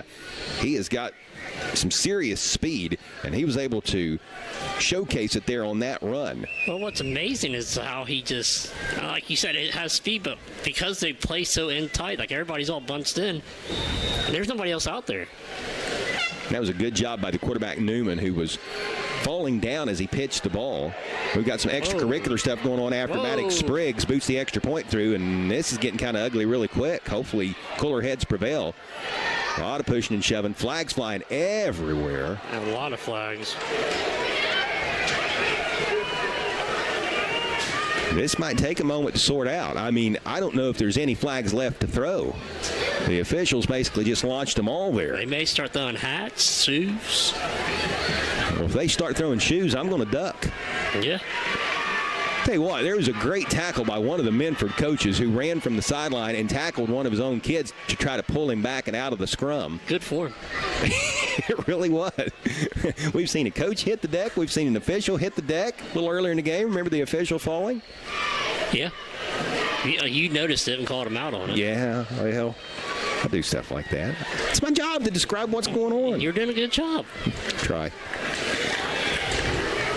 Both coaches out on the field right now. Bill Crabtree of Northwest. You want to go do the scoring drive? Well, we got time? I think we got time. Let's do it. Let's do the scoring drive. Hey, Matt, there has been a change in the score, and changes happen quick, especially when you get your tires changed at Bob and Floyd's on Chillicothe Street in Portsmouth. Our scoring recap is a service of Nancy Hawk at the Real Estate Gallery with offices in Wheelersburg and Portsmouth. For all of your real estate needs, phone 740-574-9902 or log on to realestategallery.com. Tell us about it. 4 plays, 50 yards, and it was 2 minutes and change up the clock. It was a touchdown run by Carter Runyon from 32 yards out. Extra point by Max Briggs is good. 21-0 Mohawks here from Minford. After the extra point try, the WWE Royal Rumble broke out. Flags went flying from every single direction, and now the officials are trying to sort out what penalties are called on who, and the bigger question here is, do we have an ejection? That's something that neither one of these teams can afford. Remember the Ohio High School Athletic Association rules, Matt. If you get ejected from a game, then you automatically have to sit out the next game, correct? Yeah. That would be big. That would be a big loss, regardless of who it is. Looking ahead, these two teams have big matchups next week. Northwest will travel to Valley. Minford, meanwhile, will host the West Senators. We'll be broadcasting both of those games across the Total Media Group of Portsmouth stations. And I don't know exactly what the officials have determined, and they might still be in the process of reaching a determination, but neither head coach looks really happy. Jordan Michael now returning to the Minford sideline. Coach Bill Crabtree still eavesdropping on the huddle. He doesn't look overly pleased.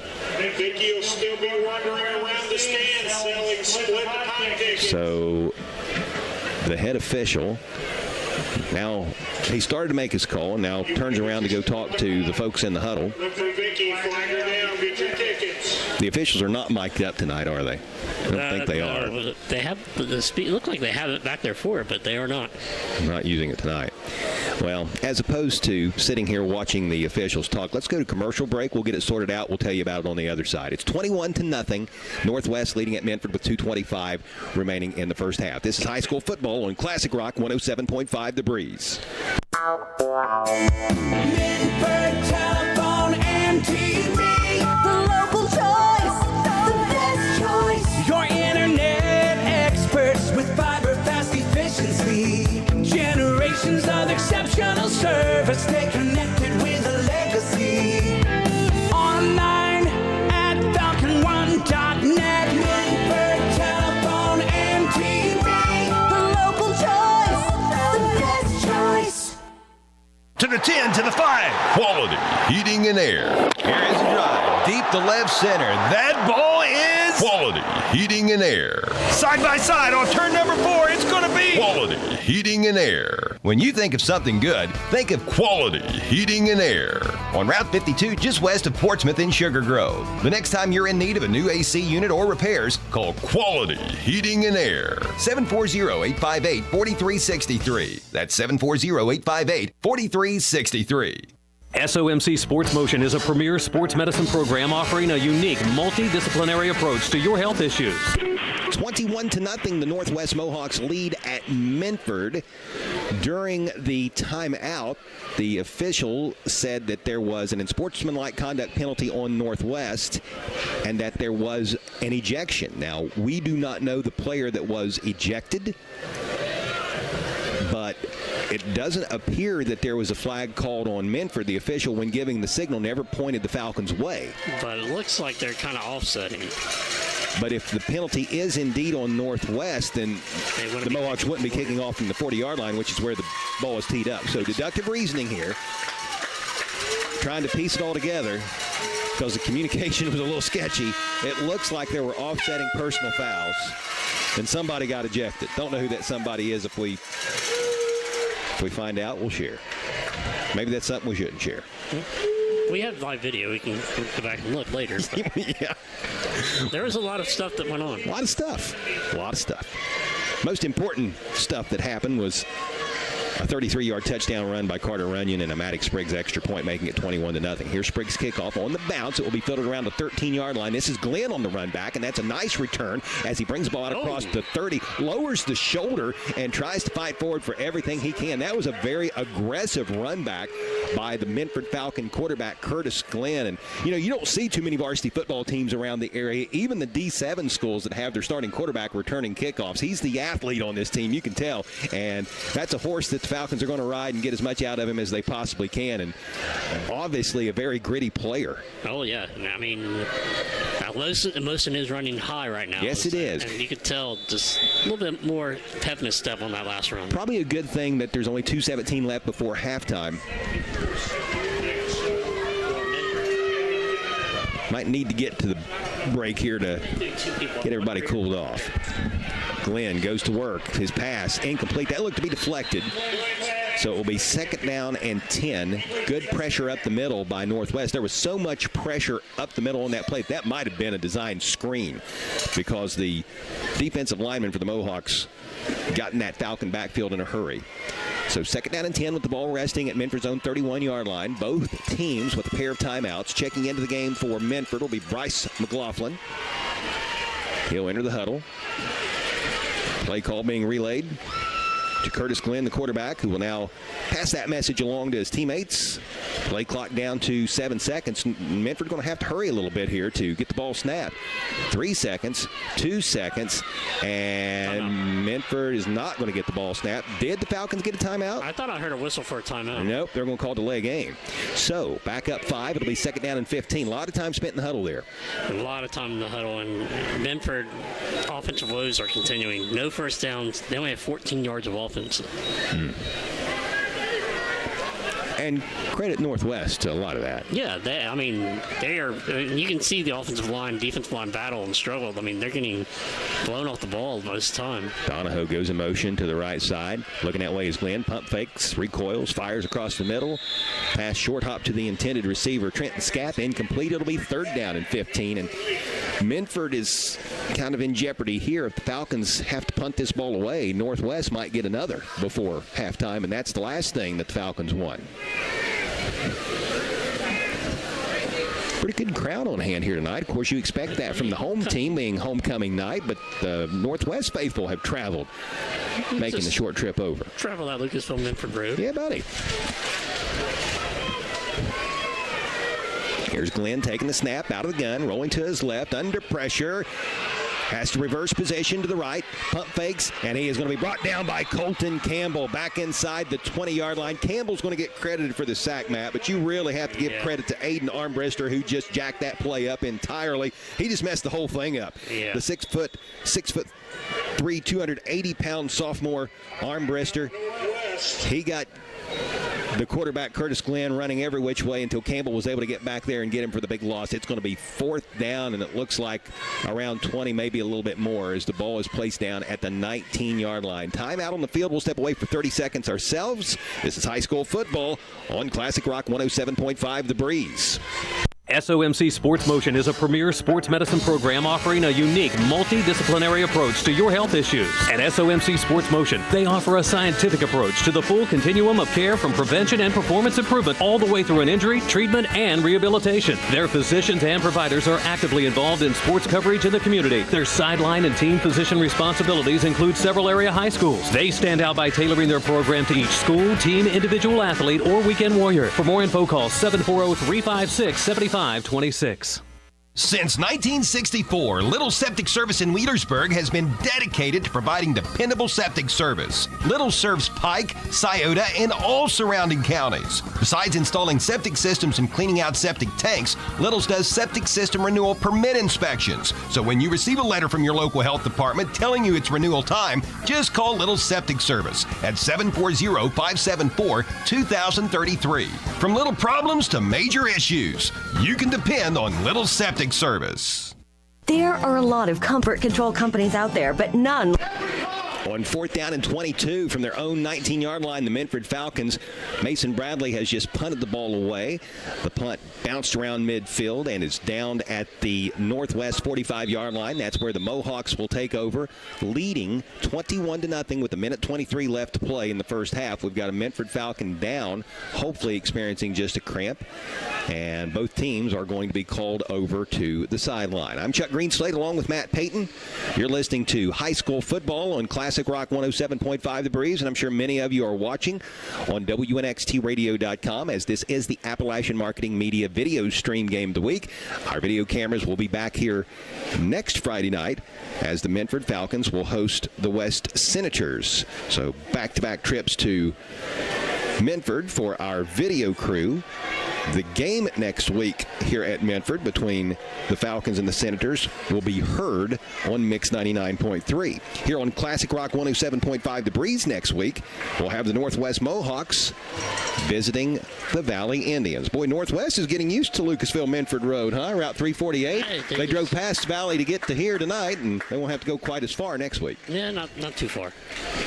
Valley playing at Wheelersburg tonight. That game can be heard on Mix 99.3. It's a big SOC2 matchup, and the West Senators are hosting the Waverly Tigers tonight. That's another big showdown from the Southern Ohio Conference. Portsmouth's up 21-0 on Colgrove. Ooh, and that's a big one out of the Ohio Valley Conference. Both those teams 3-1 entering that game. So the player is up. He has made it to the sideline. We look to be ready to resume play. 1st and 10 for the Mohawks. Newman play action under duress, and he is going to be sacked back inside the 40-yard line. Nice defense by the Minford Falcons, something to build up on, and it looks like the tackler was Tristan Miller, a 6'1", 270-pound senior. He got in the backfield and dropped the Mohawk quarterback for a loss of 5. It'll be 2nd down and 15. 1 minute to play here in the first half. Here's the pitch to Campbell. Yep, I was going to say they're out of timeouts too. Campbell cuts it back and gets 2, maybe 3 yards. It'll be 2nd down. Check that, 3rd down and long.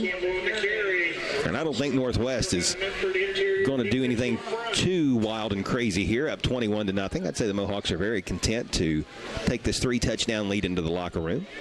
3rd down and 12. 35 seconds left. It's Campbell again taking the pitch from the left wing position, picking his way, just about maintained his footing. And boy, if he could have, he might have had a really nice game there. As it is, he's able to take the ball into Falcon territory. He is brought down at the 47-yard line, gain of 4. It's going to be 4th down and 8. And Minford's got 1 timeout left, but I don't think Coach Jordan Michael's is going to take it. Northwest will not have to snap the ball. We're going to halftime. The Mohawks up 21-0 at Minford High School. Stay with us. The Holbrook's Hometown Pharmacy halftime show coming your way next. This is high school football on Classic Rock 107.5 The Breeze. There are a lot of comfort control companies out there, but none like Donnie Martin Heating and Cooling. Family owned and operated with a genuine concern for the community and the environment. Let Donnie Martin Heating and Cooling make sure that your commercial or residential heat pump or furnace is operating properly and efficiently. Donnie Martin Heating and Cooling can service all makes and models. Phone 740-259-4512. That's 740-259-4512. Donnie Martin Heating and Cooling, proud supporters of local high school sports on local radio. Be listening to high school sports all season long. Presented by Portsmouth Block and Portsmouth Building Supply, People's Bank, the Real Estate Gallery, Gamp's John Deere and Convenience Store, Conley Trucking and Conley River Terminal, Appalachian Marketing Media, the Counseling Center, Ron Wright Auto Sales, First State Bank, Midford IGA, Westside IGA, and Westside Hardware. Hi, I'm Jay Hash with Hope Source. Hope Source helps individuals and families live complete, meaningful, and happy lives. We offer a full array of high-quality mental health and addiction treatment services to meet the individual needs of every person we serve. In every interaction, we provide the care we would expect for our closest friends or loved ones. No matter your situation, there is hope. For information, check out our website at hopesourcetreatment.com. Find us on Facebook or call 740-353-HOPE. Hello, this is Megan Martin, Banking Center Manager at First State Bank. Here at First State Bank, we have a wide variety of products that help you get one step closer to your dreams. To learn more about what we offer, visit our Portsmouth Banking Center located at 1110 Gay Street in Portsmouth, or visit our website at fsb4me.com. That's FSB4me.com. First State Bank, member FDIC.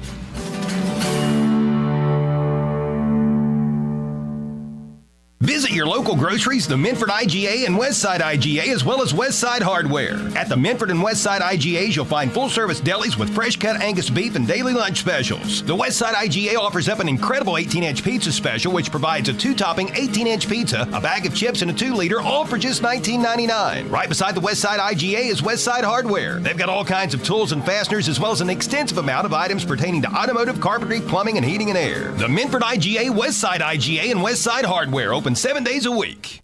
Your tire store shouldn't remind you of a three-ring circus, so head to a dealer who's serious about quality. Michelin offers the most fuel-efficient line of tires on the road and provides exceptional, long-lasting performance. BF Goodrich tires are built for drivers looking for high performance and aggressive styling. Forget the circus. See the tire experts. See Bob and Floyd's Tire Sales at the corner of routes 23 South at 52 West on Chillicothe Street, Portsmouth. Category testing based on SAE J1269 rolling resistance industry practice. If you're looking for a sharp used vehicle, give Coles a call. Coles Auto Sales in West Portsmouth offers a great selection of vehicles that are easy on gas, easy on the eyes, and easy on the wallet. So give Coles a call. Coles offers financing. Bad credit, no problem. All you need is proof of income and a down payment. You can apply for pre-approval by visiting Coles Auto Sales on Facebook. Give Coles a call at 740-357-6009 and visit their new and larger location at 16127 US 52 in West Portsmouth.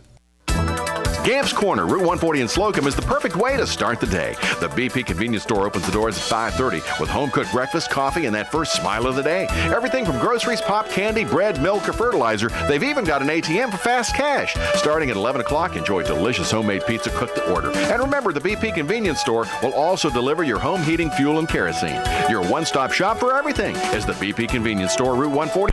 At halftime in Minford, the Northwest Mohawks lead the Falcons 21-0. Hello, everyone. I'm Chuck Greenslade along with Matt Payton. Thank you for tuning in, and welcome to the Holbrook's Hometown Pharmacy Halftime Show. Being local folks themselves, Brandon Holbrook and his staff are proud supporters of local high school sports. The good people at Holbrook's Pharmacy will see to it that you won't have to wait long while your prescription is filled. They'll take the time to get to know you, explain your medication, and answer any questions which you may have. Holbrook's offers convenient drive-through service. They're open from 9 a.m. until 6:30 Monday through Friday and 9 to 1 on Saturdays. Visit Brandon Holbrook and staff at Holbrook's Hometown Pharmacy, located at 37C Lucasville Minford Road in Lucasville.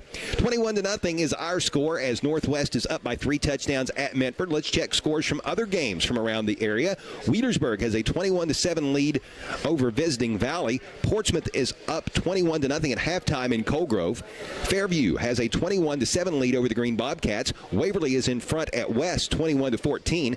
Columbus Grandview Heights leads Chesapeake 7-6. Rock Hill is up by a touchdown against South Point. 14-7 is the score there. South Gallia is leading Oak Hill 28-0.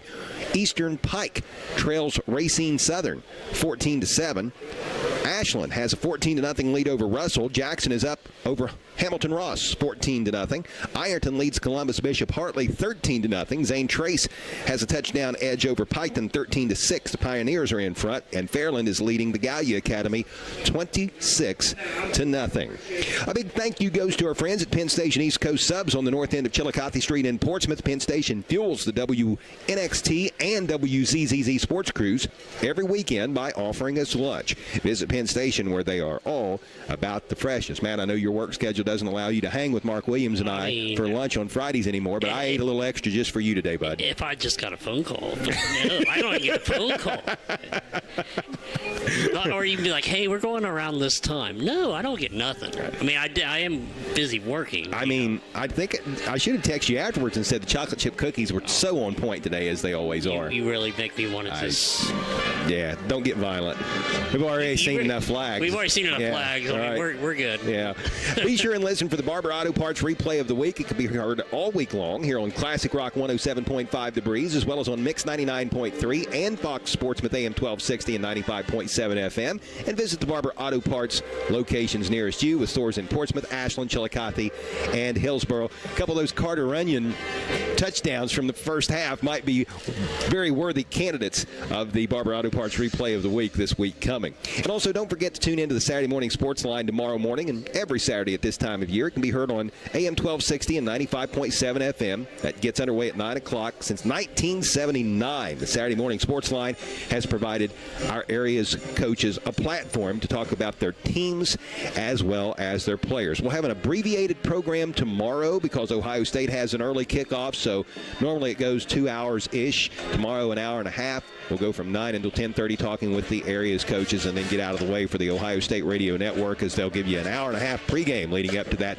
noon kickoff at the Horseshoe tomorrow between the third-ranked Buckeyes and the Marshall Thundering Herd. Big day of sports on AM 1260 and 95.7 FM.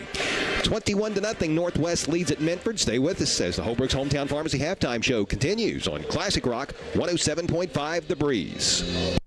Be listening to high school sports all season long. Presented by the Scioto County Career Technical Center, Donnie Martin Heating and Air, Clark's Pump and Shop, Dyer Insurance, SOMC, Monroe's Frame and Collision, the McKinley Funeral Home, Portsmouth Insurance, a TAH benefits partner, the Glockner family of dealerships, Collier Companies, Little's Septic Service, Little's Grease Trap Removal, Little's Excavating, and Mr. Reuter Plumbing, Portsmouth Block and Portsmouth Building Supply, People's Bank, and the Real Estate Gallery. Don't spend thousands of dollars on marketing that doesn't work. Appalachian Marketing Media can grow your business with targeted marketing strategies, tactics, and resources that actually do work.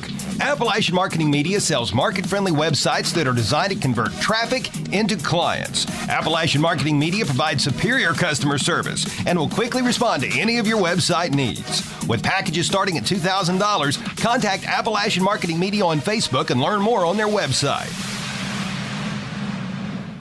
Why is Southern Ohio Medical Center Urology Associates the perfect choice for you? It starts with the expert care of board-certified urologist Dr. Stephen Willems, followed by a variety of procedures offered right in the office, which means no hospital stay and a quicker recovery. Along with general urology care, SOMC Urology Associates also offers the latest in advanced treatments for enlarged prostate, including UroLift and Aquablation, board-certified expertise and the latest procedures in prostate care. SOMC Urology Associates is the perfect choice. Call us at 740-3564-URO today.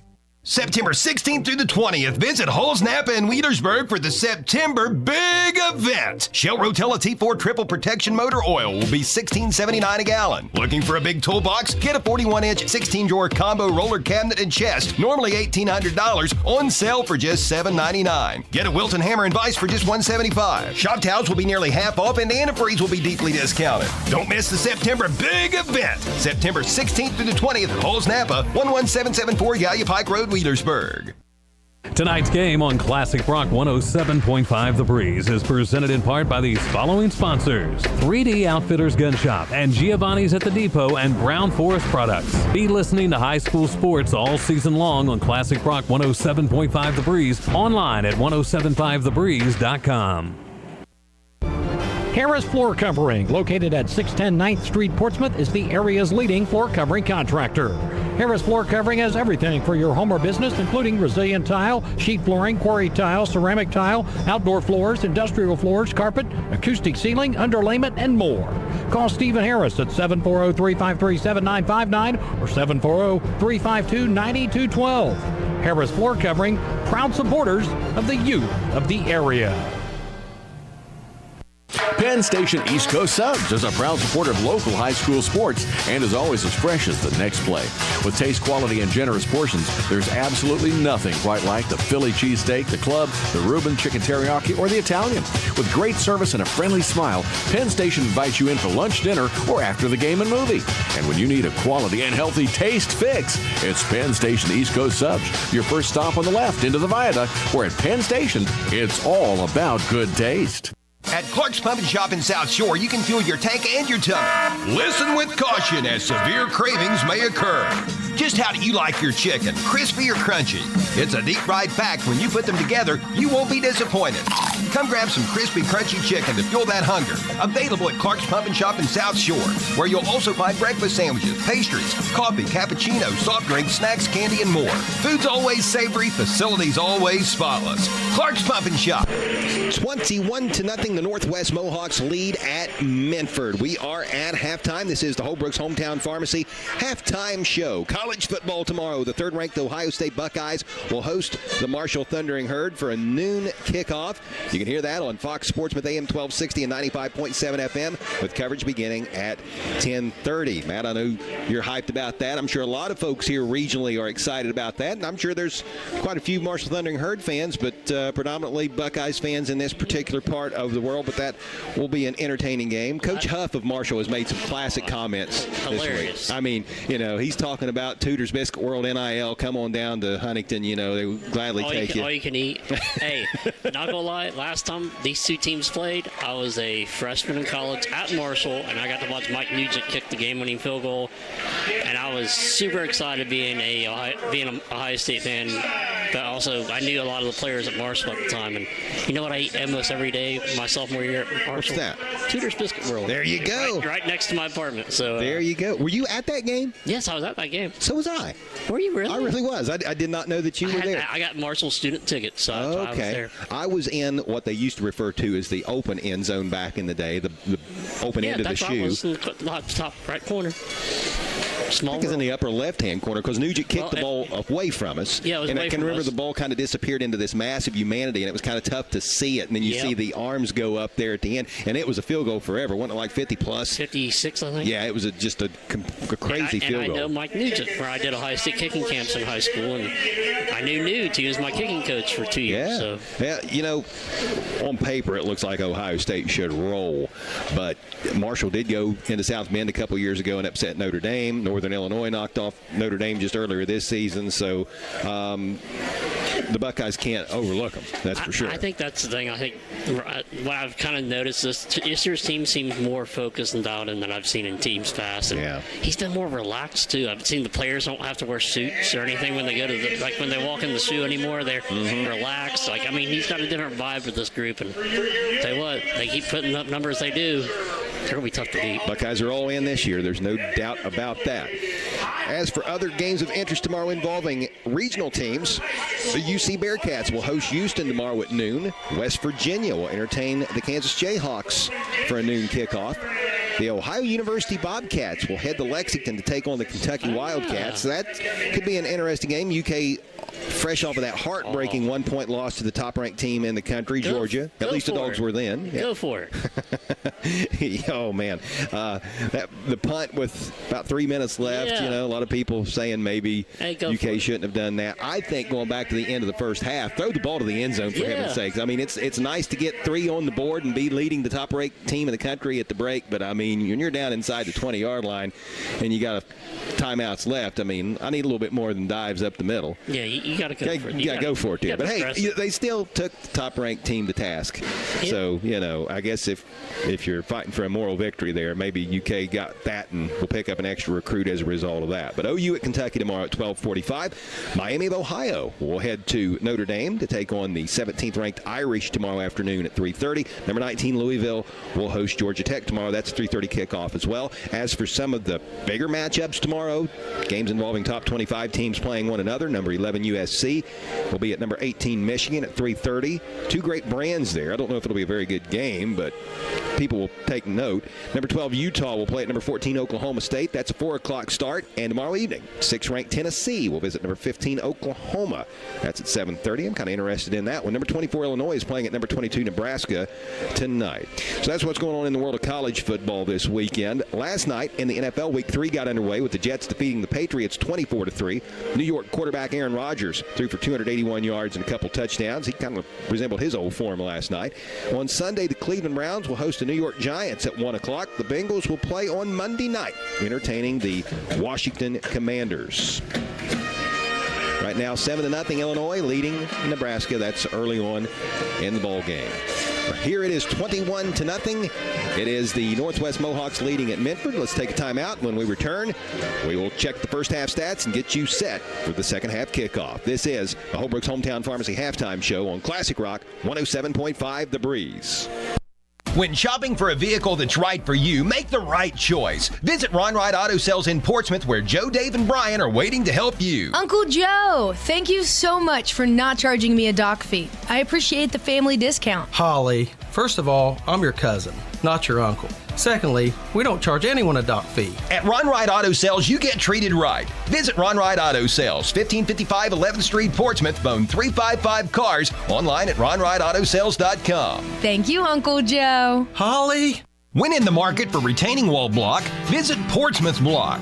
Portsmouth Block manufactures several types of retaining wall block, including a brand known as Keystone Compact 3 Regency. Loved by those who buy it and install it, Keystone Compact is trusted by architects, engineers, and contractors around the world, as it artfully delivers a beautiful pattern, both gorgeous and efficient. Visit Portsmouth Block at 2700 Gallia Street in Portsmouth and look for Keystone Compact retaining wall block manufactured right in Portsmouth. Online at portsmouthblock.com.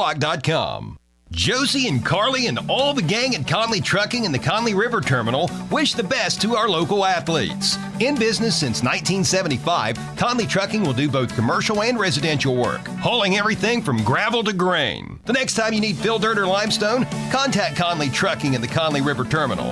Phone 740-776-7634. For a quote, email conleytrucking@frontier.com. And again, Josie and Carly wish all area athletes the best of luck.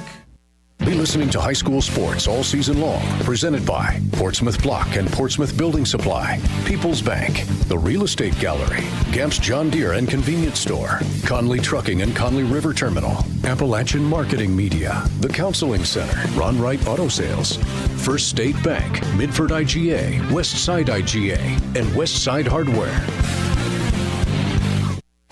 At People's Bank, our team of local, trust, and wealth management professionals can help you achieve your financial goals. We offer comprehensive lead at Minford. 21-0 is our score. Northwest in front at Minford.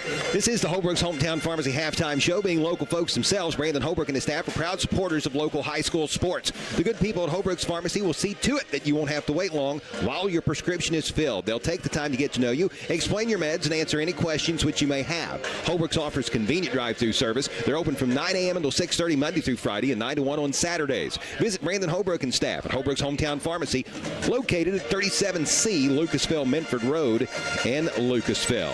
Let's go ahead and check the first half stats, Matt.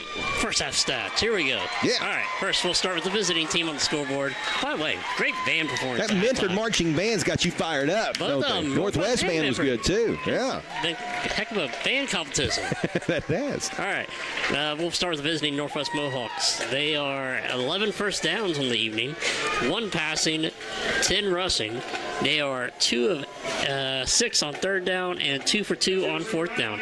They have 206 total yards of offense with 13 yards coming in the air, the 193, the rest of them all on the ground. They have 1 penalty for 5 yards. Well, technically they had a 15-yarder, but they canceled out. And their time possession is 16 minutes, 41 seconds. Now let's take a look at the individual stats. Andrew Newman, 1 for 1 passing for 13 yards. His one target was Carter Runyon, who had 1 catch for 13. Rushing the ball for the Mohawks, Aiden Armbruster had a -9 on that fumbled punt. Dominic Stone, 7 carries, 25 yards. Colton Campbell, 11 carries for 44. Andrew Newman, 2 for -4. Orion Ellis, 4 for 26. And leading all rushers, Carter Runyon, 6 carries, 111 yards, and 18.5 average, and 3 rushing touchdowns. Wow. Now let's take a look at the team stats for individuals for the mighty Minford Falcons. Falcons, unfortunately, no first downs in the first half. They are 0 for 5 on 3rd down. Haven't gone for it on 4th down. They have total yardage. They have, 8 yards of total offense. 2 yards passing, 6 yards rushing. They have 1 penalty for 5 yards. They also had the offsetting 15-yard personal foul. And their time possession was 6 minutes and 29 seconds. Individual stats for the Falcons. Curtis Glenn, 3 for 8 passing for 2 yards. Colt Donahue has 2 catches for 2 yards. Mason Bradley, 1 for 0. And rushing the ball for the Falcons, Bryce 1 for -1. Mason Bradley, 1 for 3. And Curtis Glenn, 6 carries for 4 yards. Now, Chuck, let's get an important stat, the turnovers. The turnover report is a service of the Barrett Murphy Insurance Agency at 1031 Gallia Street in Portsmouth. Isn't it time you turned your insurance needs over to Barrett Murphy? Give Dan Cassidy a call at 740-353-3121. All turnovers been on the ground. There's been 3 of them total, 2 by Northwest, 1 by Minford. All fumbles. One was a fumble punt that was, or botched punt that was recovered. The very next play there was a fumble on the Katzen hit, and there was a fumble. Then we had a fumble down here on the 14-yard line. That was a fumble by Northwest, recovered by the Falcons. Thank you, Matt. That is a look at our Barrett Murphy Insurance Agency turnover report and our first half stats. 21-0 Northwest leads at Minford. You've been listening to the Holbrook's Hometown Pharmacy Halftime Show. We'll take a timeout and be back to get the second half underway. This is high school football on Classic Rock 107.5 The Breeze. Retirement planning, estate planning, trust administration, and more. Our customized strategies are designed to grow and preserve your wealth while minimizing risk. Let People's Bank put our decades of expertise to work for you. Call me, Elise Dye, or one of our other trust and wealth management professionals today to schedule your free consultation. People's Bank, working together, building success. Hi, I'm Gary Duzan of Portsmouth Insurance, a TAH Benefits partner. And I'm Jay Hazelbaker, president of TAH Benefits. Portsmouth Insurance specializes in helping local business owners with their employee benefits. We understand that operating a business can be stressful. Let us alleviate at least one of those worries for you. Portsmouth Insurance understands the health insurance marketplace, and our commitment to service and knowledge of both the personal and business insurance markets can give you peace of mind. For assistance with all of your employee benefit needs, call us at Portsmouth Insurance, 740-353-4105. On the Esplanade Laser Center and Medical Spa in Portsmouth knows that looking better makes you feel better. Remember, the players aren't the only ones who want to look good under the Friday night lights. On the Esplanade can help you look your absolute best. With 15 years of experience, Jeannie and On the Esplanade specializes in medical aesthetics and skincare, offering such services as Botox, scar revision, laser tattoo removal, laser hair removal, and cool sculpting. Visit On the Esplanade, 813 Gallia Street, Portsmouth, and follow On the Esplanade on Facebook. Collier is expanding its business opportunities to include Collier Home Medical, a local durable medical equipment company, or DME, offering free home setup of a variety of home medical equipment such as home oxygen and portable oxygen, as well as hospital beds, wheelchairs, rollators, walkers, and more. Collier also offers home sleep testing along with CPAP and BiPAP for patients diagnosed with sleep apnea. Overnight pulse oximetry testing is available with a physician order. Located at 1661 State Route 522 across from Kroger in Wheelersburg, call 740-574-0327. The Counseling Center is the region's leader in youth and adolescent counseling and play therapy services. TCC plays a large role in substance abuse prevention services for area youth, providing more than 4,000 prevention. 21-0, Northwest leads at Minford as we get set to get the third quarter underway. The second half kickoff presented by Harris Floor Covering, 610 9th Street in Portsmouth. Minford's Mason Bradley has the ball teed up. He'll be booting it deep to the Mohawks. Austin Smith and Orion Ellis are back deep to return. This kick is going to come down around the 15-yard line, and it is Smith bringing the ball up the field. He'll get hit around the 30-yard line and be brought down there. Pretty good return for Orion Ellis, and I believe that was Minford's Colt Donahue down there to get the stop. So it will be 1st and 10 for the Northwest Mohawks with the ball spotted at the 31-yard line. Again, that second half kickoff presented by Harris Floor Covering, 610 9th Street in Portsmouth, as well as Harris Outdoors at 616 9th Street in Portsmouth. Harris Floor Covering is the area's leading floor covering contractor that has everything for all of your floor covering needs. Call Stephen Harris at 740-353-7959 and visit Harris Outdoors for firearms and hunting equipment. Yep. Here comes a late sub for Minford. It is Elijah Conley, a 6', 190-pound sophomore, checking into the game late. Going to line up as a corner, it looks like, over on the right side of the Minford defense. Here's a pitch to the left wing. Campbell, he goes to the right, cuts it back, and he is off to the races. Colton Campbell into Minford territory, down the far sideline, inside the 30, inside the 20. He is going to outrun the defense and take it 69 yards to get the second half underway. And with that, it is 27-0 Mohawks. What a cutback there by Campbell. Yes, sir. Man, and good blocking up front by the Northwest offensive line. That group has been solid throughout the course of the entire night, and they clear a path yet again for another lengthy Northwest touchdown run. This one by Colton Campbell, the 5'11", 180-pound senior.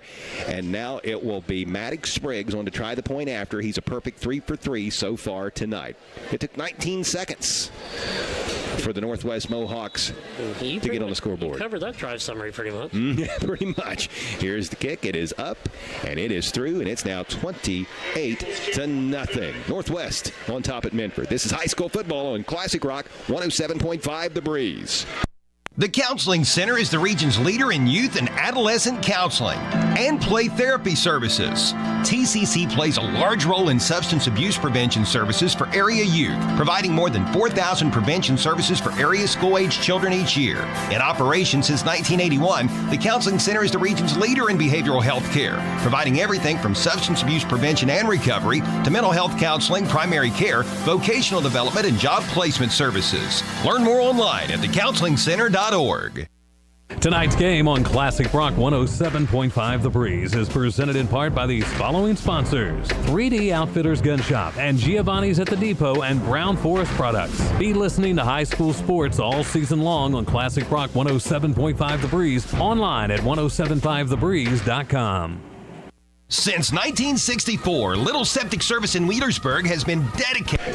28-0. Northwest now leads at Minford. Maddox Spriggs for Northwest has the ball teed up. He'll boot it away. Nice kickoff.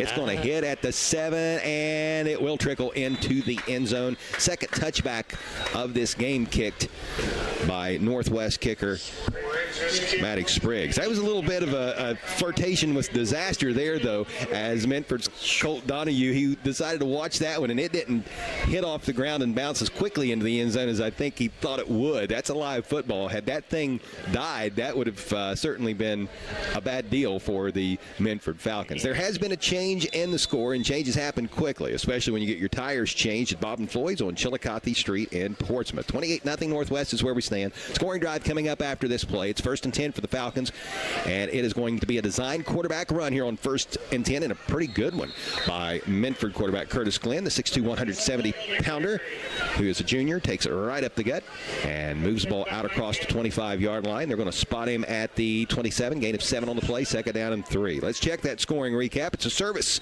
of Nancy Hawk at the Real Estate Gallery, Wheelersburg and Portsmouth. For all of your real estate needs, phone 740-574-9902 or log on to realestategallery.com. Pretty easy. 19 seconds count off the clock. It was a one-play, 69-yard run by Colton Campbell.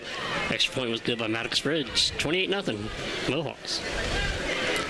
Taking the snap is Curtis Glenn, picking his way right side, and he is going to be stopped. I'm not quite for sure if he got back to the line of scrimmage.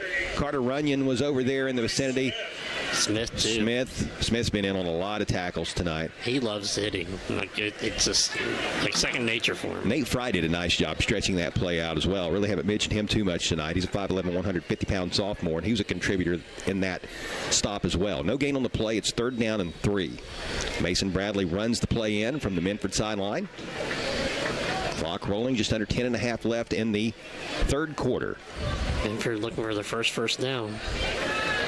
3 receivers to the short side of the field. That's the right side of the Falcon formation. A running back Bradley to the left. Option near side. Glenn pitches to Bradley. He's hit in the backfield and dropped. Good defense on that option play by the Northwest Mohawks. The first Mohawk to get there was Peyton Bell, I should say.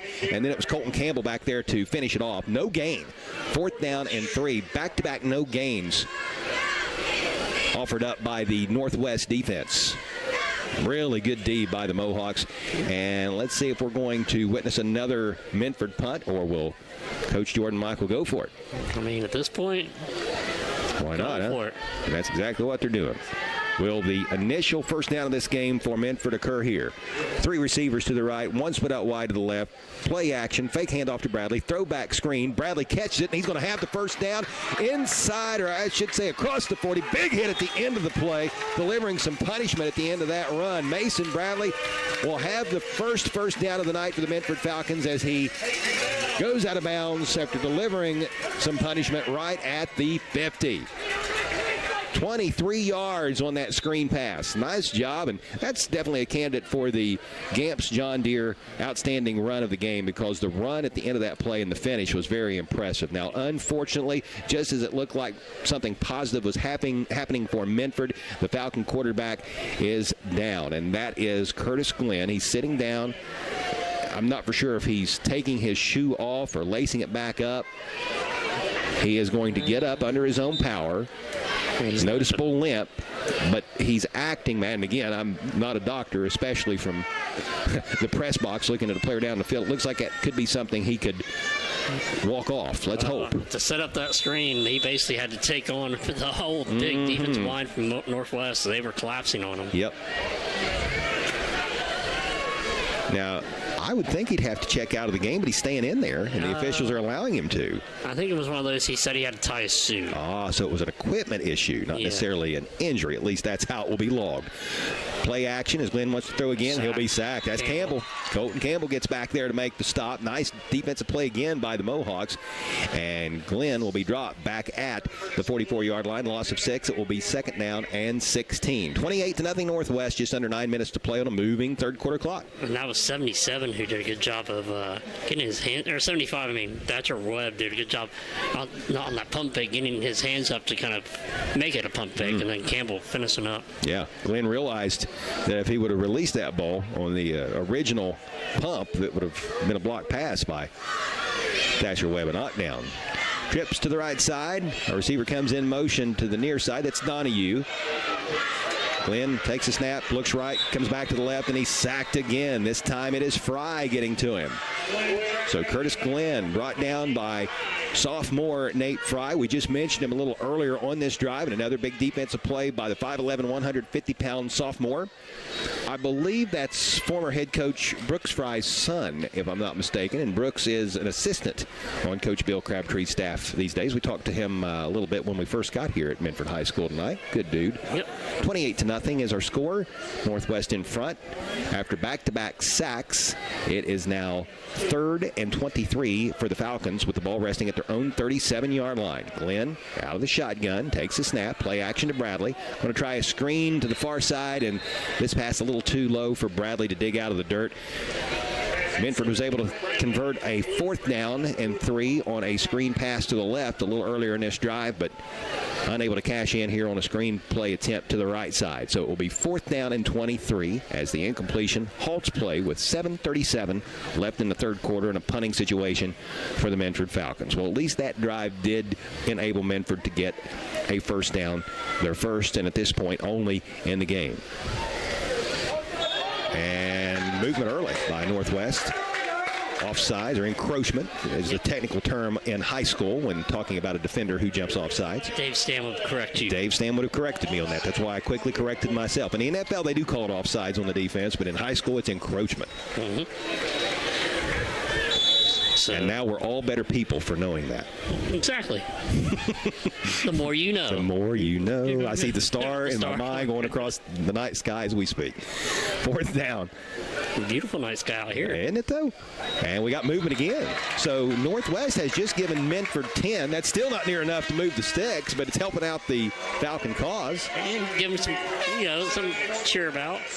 So it was 4th and 23 after the incomplete pass on 3rd down after back-to-back encroachment calls. It's now 4th and 13 with the ball resting at the 47-yard line of the Falcons. Now, what's this when they could have blocked this kick?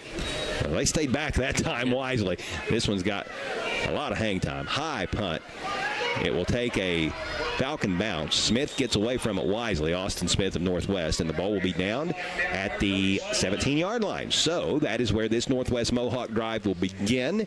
Mohawks up 28-0 with 7:07 left in the third. Another Northwest score of any sort, safety, field goal, touchdown, whatever, then we'll have a running clock. Yep. And then it won't stop unless it gets back under third. Kudos to Carly Sherman. She has been named homecoming queen here at Minford High School in 2024. Ceremonies were very nice, and they spanned pregame and some more at halftime, mostly the pregame, but I think we got it on film. Maybe. Everybody looking good, looking sharp.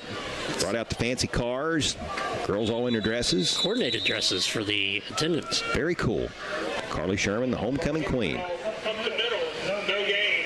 Here's a give up the middle on the first play of this drive. No gain on the play. It will be 2nd down and 10. I want to say that might have been number 31. And that would be Ian Ratchford. He's a 5'10", 160-pound junior. I get a feeling we're going to see a lot of different people. It was Stone. My bad. It was who? Stone.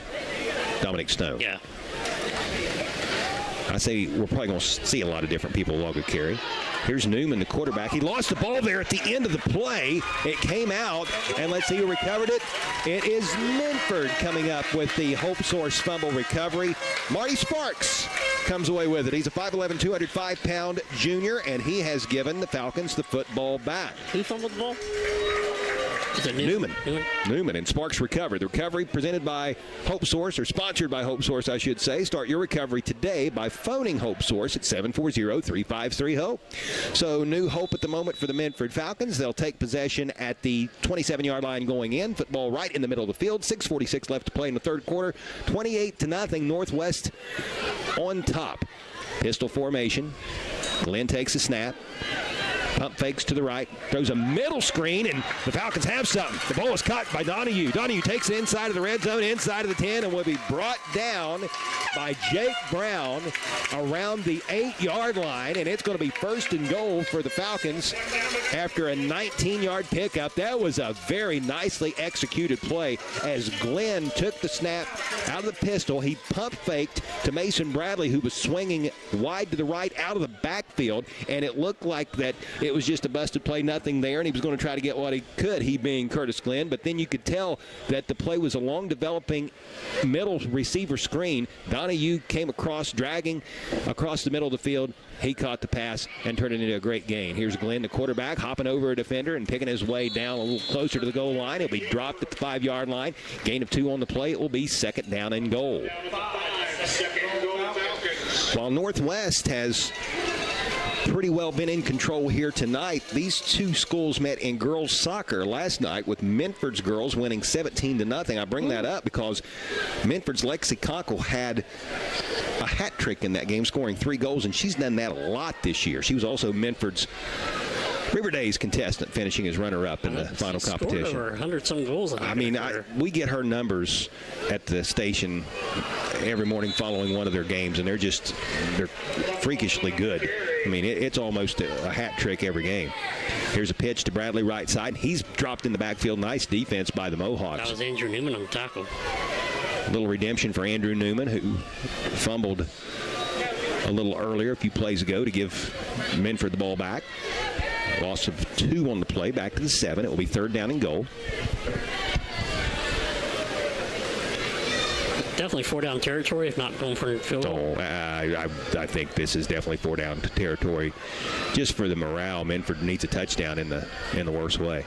The 3 receivers, trip started to the left and went back to the right. And then we got whistle sounding, a timeout taken by Minford. Coach Jordan Michael did not like what he saw there, and boy, he is fired up as the head coach of the Falcons. I don't know if he's upset with his players or upset with the officials or upset at life, but not a happy camper at the moment. We'll take a timeout with him. This one occurring with 4:58 left in the third, 28-0 Northwest. You're tuned in to high school football on the Breeze. Since 1964, Little Septic Service in Wheelersburg has been dedicated to providing dependable septic service. Little serves Pike, Scioto, and all surrounding counties. Besides installing septic systems and cleaning out septic tanks, Little's does septic system renewal permit inspections. So when you receive a letter from your local health department telling you it's renewal time, just call Little Septic Service at 740-574-2033. From little problems to major issues, you can depend on Little Septic Service. The McKinley Funeral Home has built a reputation for service over the years. Folks in this area... 28-0, the Northwest Mohawks lead at Minford with 4:58 left to play. Minford knocking on the door, sniffing the goal line for the first time tonight, faced with 3rd down and goal from the 7. Trips to the right side. One receiver comes in motion to the near side. That's Donahue. Glenn takes a snap out of the gun, looking Donahue's way, still looking to his left. Nothing there. He'll reverse position to the right. Good time. Nobody open, though. He's dancing around. Has all day. Now he'll tuck it and go. Cuts back. Dives for the pylon. He's in there standing, actually. Touchdown, Minford. Wow. What a job by the Falcon offensive line. Northwest not really bringing the pressure on that particular play as the Mohawks have most of the game. Curtis Glenn had time, and you give a quarterback that much time, he's going to hurt you, and he does. The Falcons are on the scoreboard. Goose egg busted. It is 28-6 with 4:43 left in the third quarter, and here comes the point after. Left-footed kicker for the Minford Falcons. That is Mason Bradley. He has been very active. His kick hooks wide to the right, no good. Score stays at 28-6. This is high school football on Classic Rock 107.5 The Breeze. The McKinley Funeral Home has built a reputation for service over the years. Folks in this area know that the McKinley Funeral Home is a proud member of the Lucasville community. In your hour of need, you'll find them compassionate and caring, serving families in our area since 1937. That's the McKinley Funeral Home. Call them in your hour of need. The McKinley Funeral Home, Lucasville, since 1937.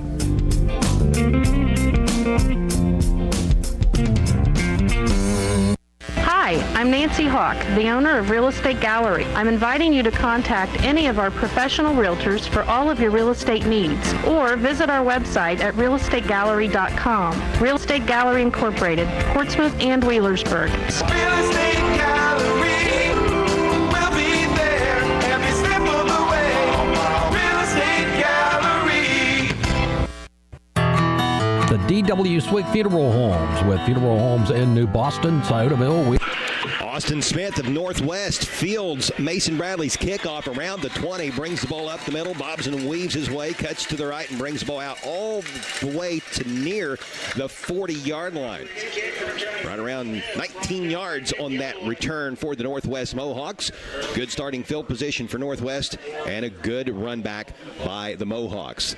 They lead 28-6 with 4:33 left to play in the third quarter, but there has been a change in the score, and changes happen quick, especially when you get your tires changed at Bob and Floyd's on Chillicothe Street in Portsmouth. We'll check the scoring recap here in just a moment. The ball placed down on the right hash mark. Here comes the first play of this most recent Northwest Mohawk offensive possession. Carter Runyon is a wing to the right. Colton Campbell is a wing to the left. Dominic Stone is in the backfield. Motioning to the right side is Campbell. He takes the pitch. He's hit in the backfield. He might get back to the line of scrimmage, but a nice defensive play by linebacker Marty Sparks. Short loss. We'll call it a loss of 1. It's going to be 2nd down and 11. Matt, let's go ahead as promised and check the scoring recap. A service of Nancy Hawk, the Real Estate Gallery, with offices in Wheelersburg and Portsmouth. For all of your real estate needs, phone 740-574-9902 or log on to realestategallery.com. Chuck, 4 plays, 27 yards, and 2 minutes and 16 seconds on the clock. It was a touchdown run by Curtis Glenn from 7 yards out. Extra point was no good. 28-7, Mohawks.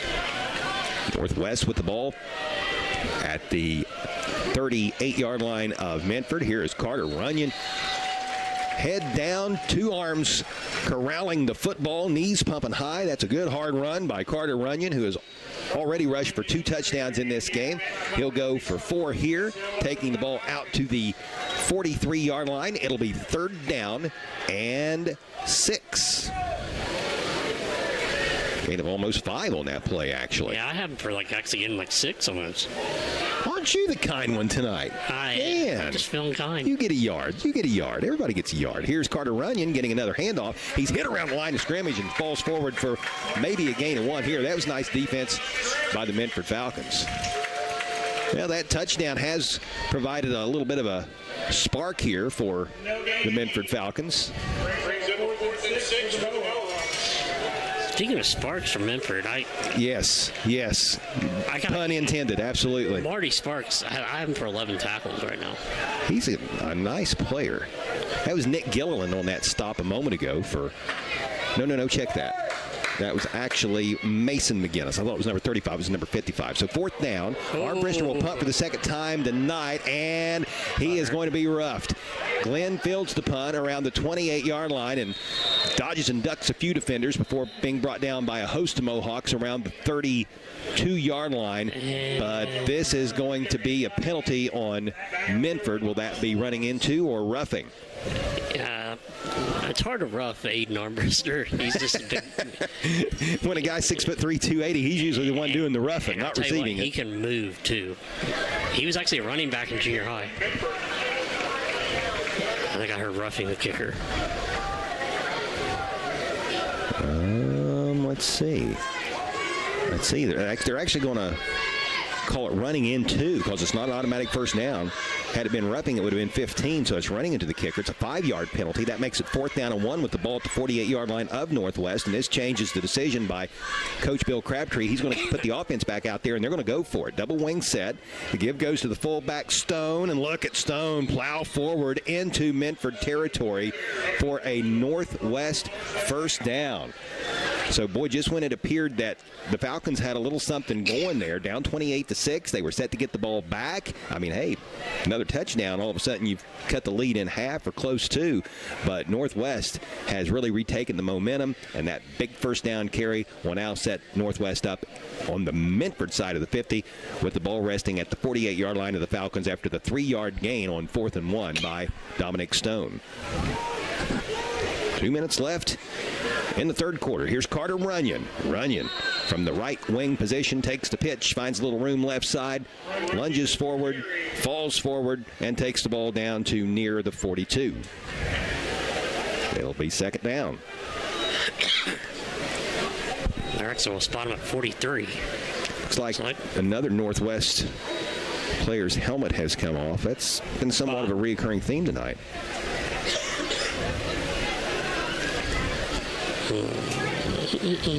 Did you ever have issues with your helmet? No, but then again, I was a kicker. Oh, so well, okay. Mine was pretty loose as it was anyway. Boy, I did. But I had a really comfy chin strap. Here is pitch right side. First time that this young man's carried the ball. It's Jared Copas. He's a 5'11", 175-pound junior, and it looked like for a moment he was going to pop it. He tried to get outside. He was able to get away from one defender, but not the second. Gain of 1 on the play. It'll be 3rd down and 4. Ball resting at the 42. 60 seconds left to play here in the 3rd quarter. 28-6 Northwest is the score. But, yeah, the rubber chin straps were big at the time I was in school. Man, you'd get sweaty, and that thing would slip. You take a big hit, and all of a sudden your helmet would just go every which way. So we had padded by the time I came through, and it was really comfortable, fun padding. Oh, ball in the air, and it's caught by Newman. Newman, the quarterback, turned around and tried to pitch it to Runyon. The ball ricocheted off the hands of Runyon up in the air, and then Newman turned around and caught it out of the air. This is going to go for a Northwest loss, but the Mohawks have to consider themselves extremely lucky that they didn't turn it over. And what a heads-up play by Northwest quarterback Austin Newman. That was incredible that he was able to get back there that quick to catch the ball that he had pitched to Carter Runyon after it went off Runyon's hands and bounced up in the air. That's going to do it for the third quarter of play.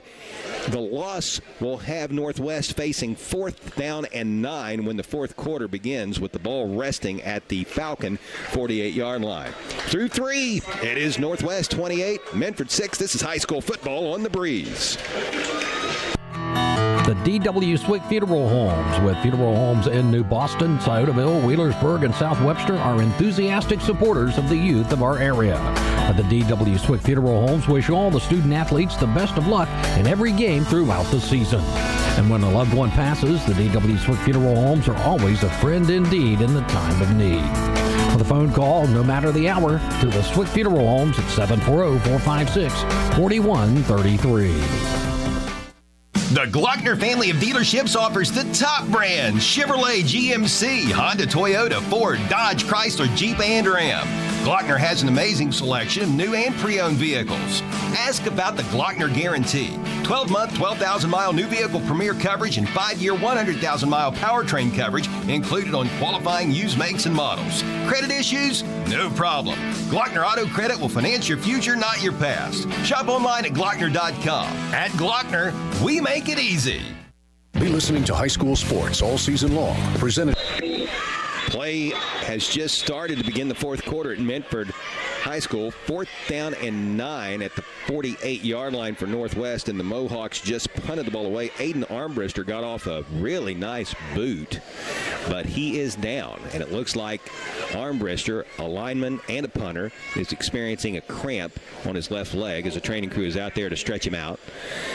But a really nice punt, and this drive is going to start all the way back at the 13-yard line of Minford. No return on that play. So the fourth quarter now just underway. It's 28-6. Northwest on top at Minford. Stay with us after the game for the Minford Telephone, Minford TV, and Falcon One Internet post-game show. We'll be checking scores from other games from around the area, as well as doling out our awards. There was a penalty on that play, a legal motion on Northwest. So, Matt, this is big because the Falcons can actually force Northwest to re-kick this, and the regular Mohawk punter is not going to be available for the next play. Yeah. That is very, very big. So I did not see that flag, and evidently not too many others did either, because the chain gang had already moved, and now they're trotting back up the field, and they'll get the chains reset. It was 4th down and 9, so it'll be 4th down and 14 after the penalty, which will move the ball back into Northwest territory. The Mohawks will be punting this ball away from their 47-yard line. So with Armbrister exiting the game as a result of the cramp, he looks to be okay now, but he can't play this upcoming snap. So on in his absence will be Maddox Spriggs. He's the kicker, but we've not seen him punt. So they're going to bump back, repeat 4th down. I like the spread formation that Northwest lines up in for punting. And if you can get a lot of time. 3 personal protectors in the backfield. Snap is on target. Spriggs plays into it. It's a high, wobbly punt. A lot of hang time. It will hit around the 26-yard line, and it bounced inside the 25 and then came back out across the 26, and Fry is able to get down there and down it for Northwest. So that penalty really aided Minford's efforts, because they were going to start the drive at the 13-yard line, and now it's going to be the 26. Yep, 13-yard gain as a result of that 5-yard penalty on the illegal shift. So with 11:41 left to play in the ball game, it's now Minford's football, with Falcons on the trailing end of a 28-6 score. Minford 1-3 entering this contest, fresh off of its first win of the season, 22-21 last week here over Oak Hill. Northwest even at 2 wins, 2 losses, after suffering a 31-0 setback at home to Wheelersburg last week. 4 wide for the Falcons. A receiver comes in motion to the near side, takes the push pass, and looks for some room right side, and a nice tackle by Carter Runyon to get over there and knock down the Minford Falcon. That was Isaiah Robertson catching that pass and trying to run around right in. He's a 6'4", 200-pound junior. Gain of close to 6 on that play. Hey. Our boy Harold Schultz giving us a shout out tonight. Streaming tonight's contest. Thank you. I'm just going to be quiet and listen to Harold. Harold, you got it down, dude. Thank you. Harold knows more about what I'm doing than I do. Here's a pass over the middle, incomplete on the slant. The intended receiver was a young man not on our roster. It looked like number 15 was the number. Oh.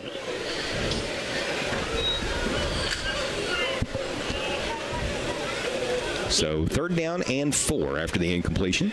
I'm just going to pick a number. Pick a number. I went with 14. So. You go with 14. Bueller. Yeah. Bueller. One of our former employees I ran into yesterday at Buffalo Wild Wings, Corey Prost, playing Keno. Now, he's a number picker. I heard him yell, so he must have hit. Play action. Glenn tosses near side, and the pass is caught, and then a flurry of Northwest defenders get over there to bring the receiver down. Making that catch, Bryce McLaughlin, and he is tackled for no gain. Nate Fry with the stop. Nate Fry has been very active here in the second half for the Northwest defense. He definitely has. Just a sophomore. I think he's got a bright future ahead of him. He's just long. Like, just really good build to him and long. 5'11", 150 pounds, sophomore. He looks bigger than 5'11". Does he not? Or are my eyes deceiving me?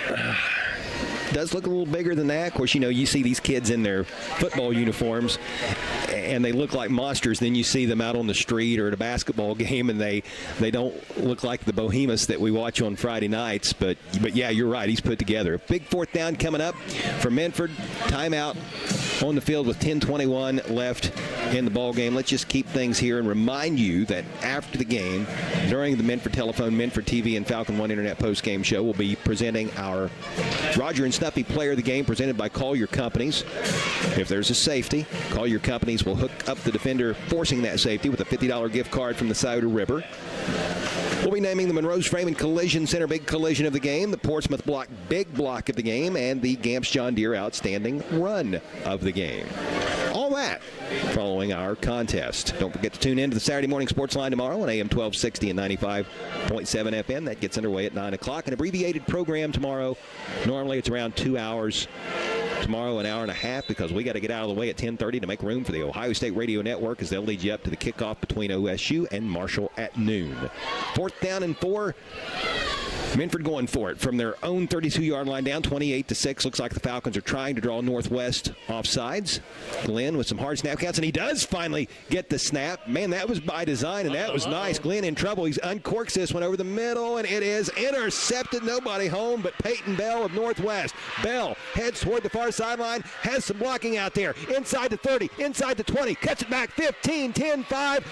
Flag comes in around the 35-yard line as Bell takes it to the end zone. That's about a 65-yard interception return, pick six style, but is it coming back? That's the question. Yeah, that ball's picked off around 35. So that would make it a 65-yard interception return for a score, but it looks like there was a penalty on Northwest during the return, and that is indeed the call. So it will still be Northwest football. The turnover took place. I think Minford's clapping its hands. Let me pump the brakes on that. Make sure that the infraction didn't occur prior to the interception taking place. The flag was definitely thrown long after the interception by Peyton Bell was made. Well, we're about to find out. Yeah, we are. All the suspense, the drama. 28-6 Northwest, 10:03 left. Ball's going to be placed down around midfield. At the 49. Got to be Northwest football, I would think. Yes. So the interception by Peyton Bell will hold up. The penalty took place on the return. I have to deduce that was an illegal block in the back. Yeah. So that will have Northwest taking over possession at the 49-yard line of Minford. 1st and 10 with just over 10 minutes left. Here's Colton Campbell, the left wing, taking the pitch and looking for some room right side. Campbell with a hard run, and look at him stretch that football forward. He takes the ball inside the 40-yard line of the Falcons. That was a really nice run. They're going to spot him at the 38-yard line. Give him 13 on that run. Nice little run there by Campbell. It really was. I love the effort there at the end. A 5'11", 180-pound senior is Colton Campbell. He has found the end zone in this game. He actually started off the second half with a 69-yard run on the first play from scrimmage. But that effort there, that was nice. Here's the give to the fullback up the middle. And he and the Northwest offensive line will push the pile forward, taking the football inside of the 35-yard line to around the 34. It's Dominic Stone carrying the football. Give him 5. It's 2nd down and 5. Down to 33. So the first two plays of this drive for Northwest, very, very nice, to say the least. Newman under center. He sends Runyon in motion to the near side. He takes the pitch. Runyon already with 2 touchdowns. He's going to be hit and dropped around the line of scrimmage.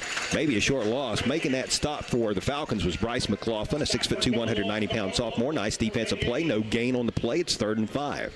I'll tell you what, though, if McLaughlin didn't wrap up and hold on to him, that's a house call. Yeah, it's a house call because he was just going to break it outside.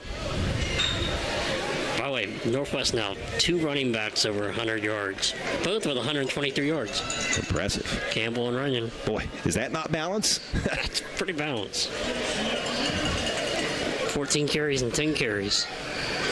And Newman has done a nice job for them. Dominic Stone has done a nice job for Northwest. And that offensive line has been fantastic. Look at Stone. Dominic Stone, be nimble, be quick. He was able to jump over a defender and take the ball down to the 26-yard line. Gain of 7 and a first down for the Mohawks. The big guy, 5'10", 205 pounds. Rocking number 55. Started out the season as a lineman. Moved to the backfield tonight. And he has done well. Man, you had a lot of rock puns in there, by the way. You nailed it. We are on Classic Rock 107.5 The Breeze. We are on the Breeze. Rock on, Matt. Rock on. Here's a pitch to the left wing, and he is going to take it as irony would have it. Peyton Bell springs free and goes 26 yards into the end zone. He had an interception return for a touchdown taken away from him, which got this drive started, but he winds up with a touchdown when it's all said and done with. Poetic justice, and it is 34-6 Northwest with the Southern Ohio area code left on the clock. 7:40. Do they go for 2 or are they kicking? It looks like they're going to kick now. If they would have gone for 2, they could have had a running clock, but maybe Coach Crabtree's not wanting a running clock. He's wanting a little more time. Yeah, get the JV guys some time. Here's Maddox on to try the point after. Snap, nice spot, kick. All good. Snap, crackle, pop. 35-6. Northwest leads by 29. This is high school football on Classic Rock 107.5 The Breeze. Sports all season long. Presented by the Scioto County Career Technical Center, Donnie Martin Heating and Air, Clark's Pump and Shop, Dyer Insurance, SOMC, Monroe's Frame and Collision, the McKinley Funeral Home, Portsmouth Insurance, a TAH benefits partner, the Glockner family of dealerships, Collier Companies, Little's Septic Service, Little's Grease Trap Removal, Little's Excavating, and Mr. Reuter Plumbing, Portsmouth Block and Portsmouth Building Supply, People's Bank, and the Real Estate Gallery. Brody Perkins is a junior baseball player and golfer from South Webster who is in the welding program at the Scioto County Career Technical Center. Brody is attending the Scioto County CTC to make himself as employable as possible. I want to be able to get into a trade and go out and work and make money. Brody enjoys the hands-on experience provided by the Scioto County CTC. So like the day goes by quick. After school, Brody would like to become a pipe fitter. The Scioto County CTC, a proven past for building a better future. Gamp's Corner, Route 140 in Slocum is the perfect way to start the day. The BP... Northwest will kick the ball away to Minford. On the return is Donahue. He fielded the ball inside of his own 20, brings the ball out across the 25-yard line, is brought down just shy of the 30, and flags come from every direction. 7:32 left to play in the ball game. It is 35-6. The preliminary indication is a face mask on Northwest, so that will help out the Minford cause, and we'll move the football a little further upfield. Personal foul, face mask. There has been a change in the score, and changes happen quick, especially when you get your tires changed at Bob and Floyd's on Chillicothe Street in Portsmouth. 35-6 our new score. Northwest leading by 29 points with 7:32 left to play in the ball game. After this first down snap by Minford, we'll check the scoring recap, which is a service of Nancy Hawk at the Real Estate Gallery with offices in Wheelersburg and Portsmouth. For all of your real estate needs, give her a call at 740-574-9902 or log on to realestategallery.com. Four-wide spread formation for the Minford Falcons. Glenn under duress. He just throws the ball away. No, it is caught. A flag comes flying around midfield. Making the reception is Isaiah Robertson. I thought he was throwing it away. I thought he was too. And Robertson comes up and makes the reception at the 45-yard line of Northwest, but let's check the penalty. Oh, and an eligible receiver downfield will be the call on Minford, negating what would have been a very, very nice play. So that's a 5-yard penalty that will back the ball up to the 39-yard line. That takes away a gain of 11 on that pass play. Yeah, let's do it. All right, that drive by the Northwest Mohawks was a 5-play, 49-yard drive. 2 minutes, 40 seconds off the clock. Touchdown run by Peyton Bell from 26 yards out. Extra point by Maddox Fergus is good. 35-6, Mohawks. 3 receivers to the left, 1 to the right. Play action. Glenn throws to Bradley that direction. The pass overthrown incomplete. I think it was Bradley. It might have been Robertson he was going for, both in the vicinity, but the end result is an incomplete pass, and it's 2nd down and 15 with 7:17 left to play in the ball game. Well, Northwest has some things I like the way they're trending right now. Yeah. You know, you and I are going to see the Mohawks next week in Lucasville for a showdown with the Valley Indians. That has potential to be a very, very good ball game. And usually it's a heated ball game. Yeah, that's an intense rivalry. Always has been. That game's going to air right here on Classic Rock 107.5 The Breeze. Now, is that Northwest or at Valley? My schedule says Valley. That's at the reservation. Yep. Here's a pass left side. Caught. Robertson reverses field. Started to the middle and went back toward the far sideline. He is able to get the first down and move the sticks for the Falcons. Colton came on the stop, whose helmet came off during the play. So he'll have to exit the game, but a nice pitch and catch executed well by the Falcons. Ball placed down at the 44-yard line. 17-yard gain. Clock rolling, just under 7 minutes to play here at Minford High School. Bunch trips to the short side of the field. That's the left side of the formation. 1 receiver wide to the right. Glenn, lay action to Bradley. He's going to sling it down the middle of the field. Has a receiver there. Can't bring it in. Incomplete. On the coverage for Northwest was Austin Smith.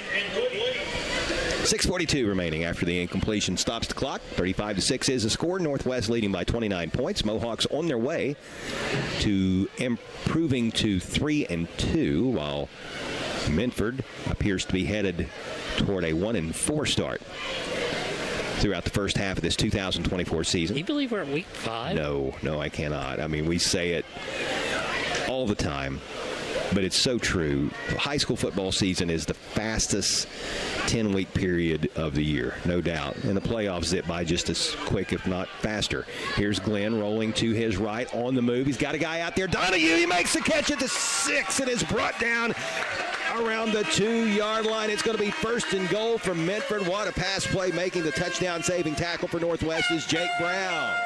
Going to spot him at the 2. That's a 42-yard gain.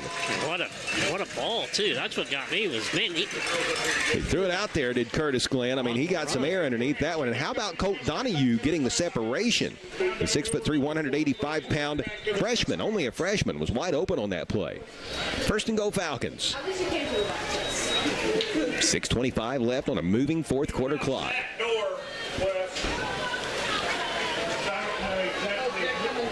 Ball on the right hash mark. Two receivers to the left, one to the right. Wing to the left, motions to the right. And here's a give up the middle, nowhere. Carter Runyon with a nice defensive stop for Northwest. On the carry was Bryce McLaughlin. Clock dips inside of the 6-minute mark. Loss of 1 on that last play. It'll be second and goal from the 3. That's what's amazing is a loss of 1.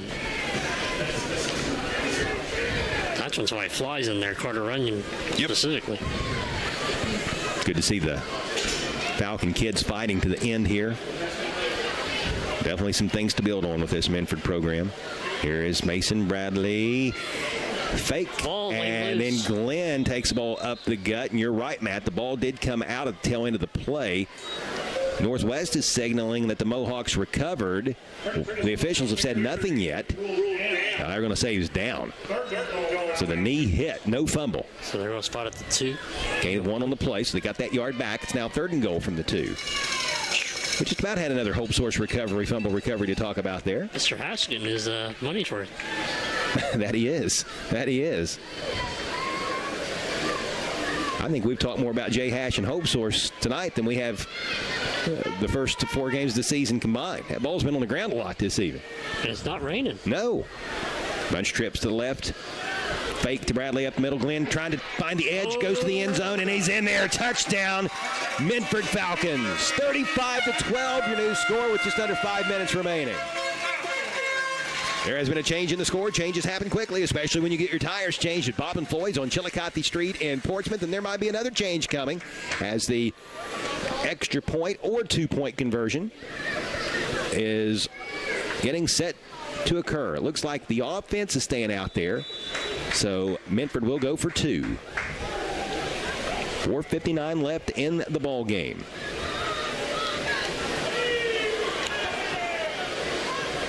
The huddle is broken. Falcon offense to the line. A receiver to the left. 2 receivers wide to the right. That's Donahue and Robertson. Glenn out of the gun. Fires. Left side. Player there.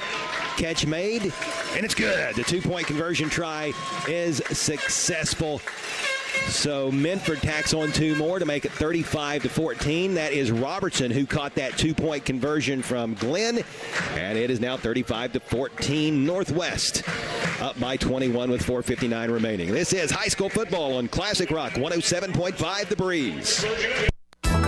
Gamp's Corner, Route 140 in Slocum, is the perfect way to start the day. The BP convenience store opens the doors at 5:30 with home-cooked breakfast, coffee, and that first smile of the day. Everything from groceries, pop, candy, bread, milk, or fertilizer. They've even got an ATM for fast cash. Starting at 11 o'clock, enjoy delicious homemade pizza cooked to order. And remember, the BP convenience store will also deliver your home heating, fuel, and kerosene.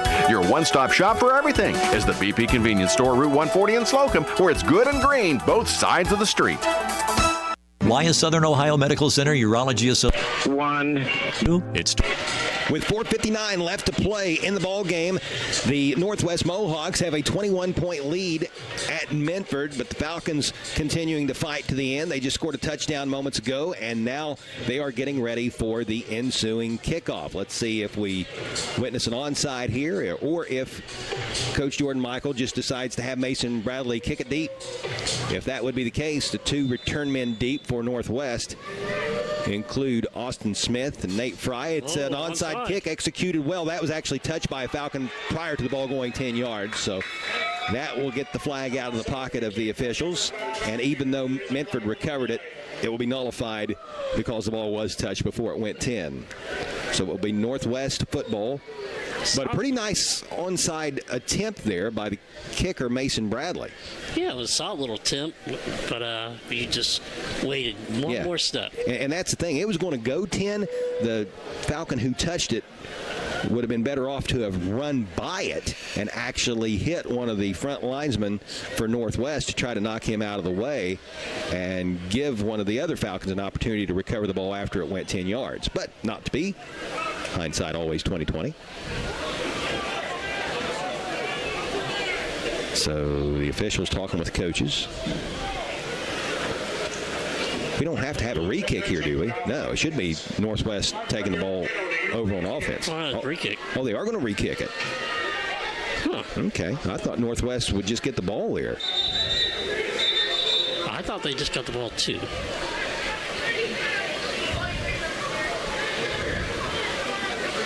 Coach Bill Crabtree's out in between the numbers and the hash marks. I think he thinks it should be Northwest football.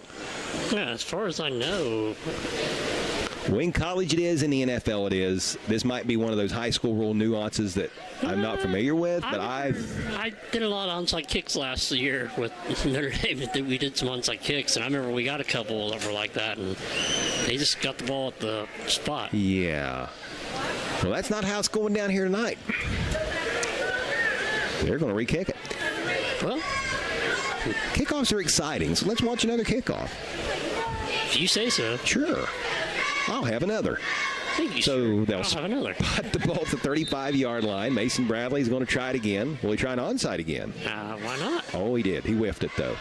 Swing and a miss. I was going to say, somebody's got to cover that. And that's going to be another penalty. Let's try it again. I'm loving kickoffs. Let's do 3.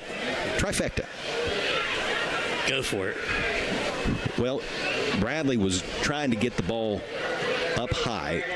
You know, a football with the way it's shaped, with that egg shape, it's got what they call sweet spots. And you, having kicked in high school, you know about them. If you're wanting to get loft, you got to get kind of about 3/4 down the way. If you want to get height, you got to get even lower. If you're wanting to get an onside to get that bounce, you want it to hit, and usually on about the second or third bounce, you want it to then take flight. You got to kick the ball up really high in the upper quarter, and you know that's a tough target when you don't do it all that often. And also keep in mind, Mason Bradley's been out on the field like every play.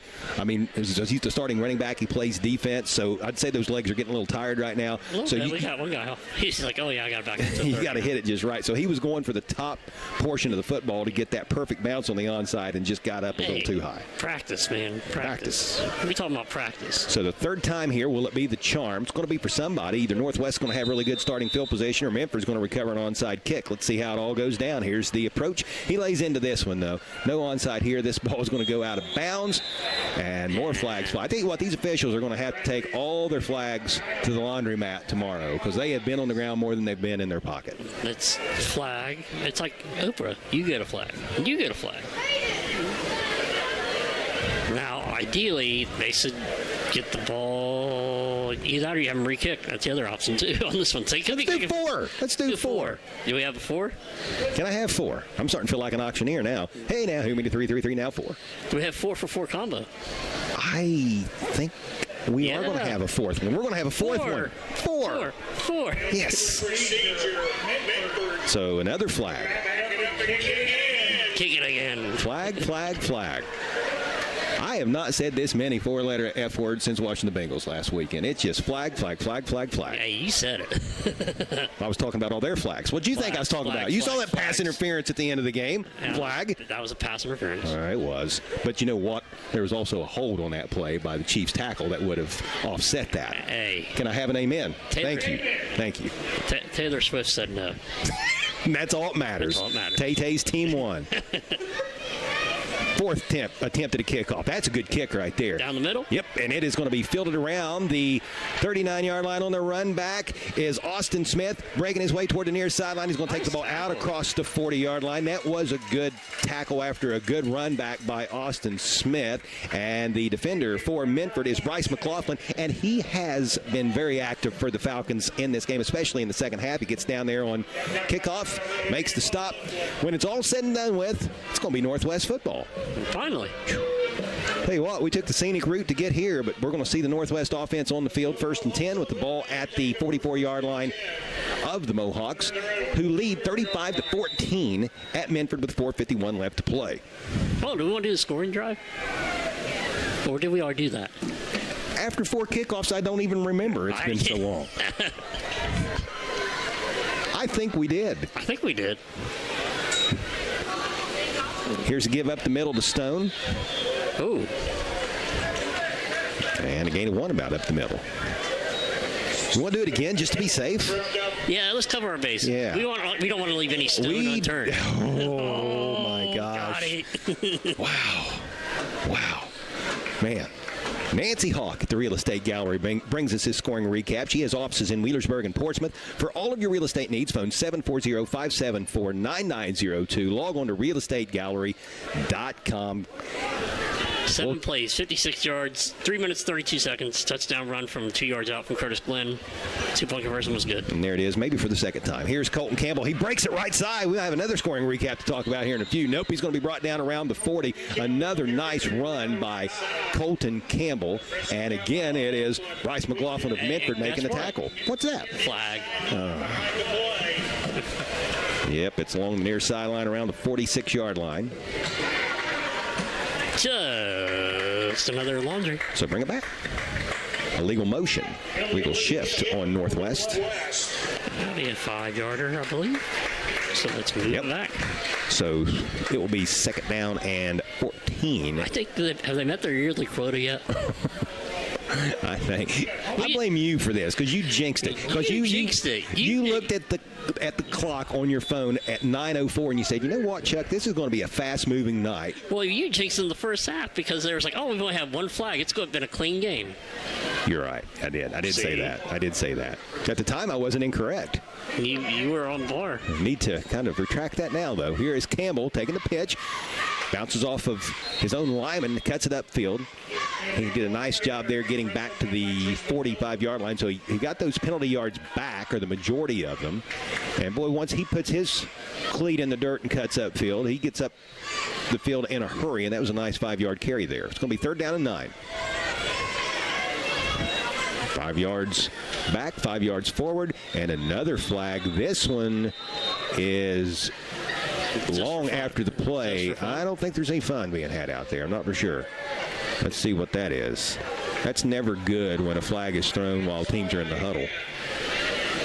It's either equipment or unsportsmanlike conduct. Somebody maybe heard something.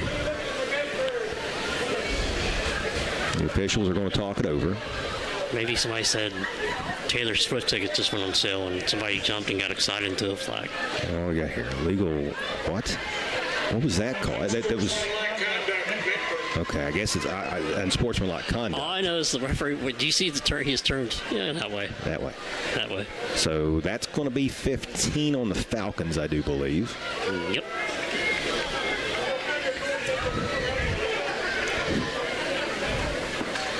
Well, Chuck. What up, Matt? We had one flag. Technically, we had 2 flags in the first half. We've now gotten up to 13. Yeah. No, we're up to 15. Sorry. I forgot to count the extra offsetting ones. Now they're going to mark off the 15 yards. Flags are never good to talk about. You know the old saying, if you can't say anything good, don't say anything at all. If that was the case, we'd be doing sign language right now. Yeah. Now, granted, we are the televised game. Got the video stream. People can see all these flags being thrown. But me and you just trying to sign language back and forth. Yep. So the penalty moves the ball to the 40-yard line of Minford. Clock rolling, 3.5 minutes to play. Here's a pitch to Carter Runyon. He cuts it upfield. Runyon takes the ball down inside the 35-yard line to the 32. We've got action that's going to hold up. No flag on the play. It's going to be 2nd down and 2 coming up for Northwest after the 2-yard gain. Or excuse me, after the 8-yard gain, setting up 2nd down and 2. I was going to say, I hope you didn't jinx it. Nope. Tell you what, Curtis Glenn just had a tackle, and he's been out there every play. Yeah, he has.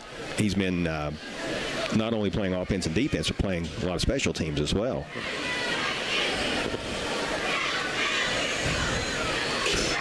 Fade ball back in. Let's see. Play action. Newman's going to throw. He lofts it up far side, and the pass is intercepted. What a great defensive play on that far side. How about Northwest going to the air on play action? That's Curtis Glenn. Curtis Glenn making the pick. The intended receiver was Ian Ratchford, and Glenn showing that he can get it done on both sides of the ball, offense and defense. He was able to tip that ball with his right hand. It went up in the air, and he caught it off the ricochet. Tipped it to himself. So another turnover to talk about when we get to the Barrett Murphy Insurance Agency turnover report during the Minford Telephone and Minford TV post-game show. With 2:45 left to play in this contest, the Minford offense will retake the field after that sweet-looking interception by Curtis Glenn. 3 receivers to the left, 1 split out wide to the right. Glenn takes the snap, firing down the near sideline, and contact between the receiver Donahue and the defensive back of Northwest, who is Austin Smith, and that's going to be PI. Pass interference. The official actually signaled toward the offense. Yeah, I thought the defender went down. Yeah, that's on Minford. Offensive pass interference. Guess what that is? Another flag, Matt. Flag? It's kind of like Sesame Street. The word of the day is flag. Flag! I think the count would even be tired by now. 1 flag. So this penalty is going to be declined. Declined? Yep. Going to bring up 2nd down and 10 instead of, that would have been half the distance to the goal had it been accepted, I do believe. So it would have been like 1st and 17 or something like that. So Coach Bill Crabtree decides the down is more important. He'll take that. 2nd down and 10. Here is Glenn stepping up into the pocket. He's going to tuck it and go. Gets away from one defender. Oh, my gosh. There's our Monroe's framing collision, big collision hit of the game. And that's Carter Runyon coming up there to make the big pop at the 21-yard line. And, oh, boy, that brought out more ooze than the Portsmouth fireworks display. Yeah. During the 4th. Not a lot of ahs, though. Just the ooze. Boy, it's a big hit. That was good defensive play by Carter Runyon, though. Nice job by Glenn again. I mean, showing how elusive he can be, maintaining his balance and being so slippery. He winds up getting 5 on that play, but man, did he take the punishment at the end. It's 3rd down and 5 for the Falcons. Glenn showing the toughness, staying out there after taking the big hit. He's got 3 receivers in this formation. He's sacked. Armbrister gets back there to drop Glenn inside the 10-yard line. Big Aiden Armbrister. He might have buried him. Like, I think I saw, like, he was in the grass, like, buried. And he's not up either. We've got an injury timeout. Boy, Glenn of Minford has been so active here over the last few plays. Really great interception to give Minford the football.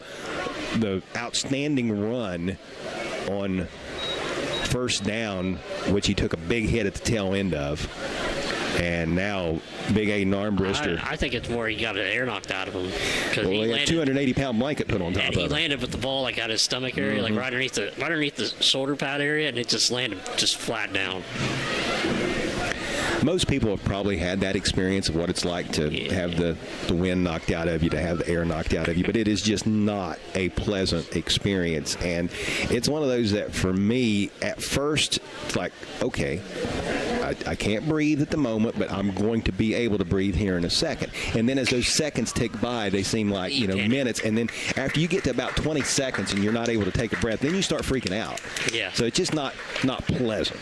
No. But he's up now, and he appears to be good. And while he'll have to come out this next play, it would not shock me at all if we don't see Curtis Glenn back in the game before we're done here. But we're going to be done pretty soon. We got 1 minute and 33 left. Maybe. Depending on how many flags are thrown. Exactly. Between now and the end of the game. I want to thank the Appalachian Marketing Media Crew Army for being here with us tonight.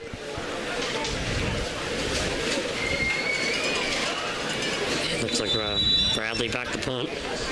He'll be punting in his own end zone. Takes a lot of people to make the video stream happen, and they do a great job. Bradley, nice boot, going to be fielded at the 42-yard line. This is Austin Smith. Starts right, cuts it back up the middle. Is going to be hit around the 25-yard line and dropped there. About 15 on the return. Great field position for the Northwest Mohawks. They lead by 21 points with 1:24 left. Well, how's this going to end, Chuck? Well, it's going to end with a Northwest victory, and I just, at this point, don't know the final score. At this point in time, Northwest could take a knee if the Mohawks choose to.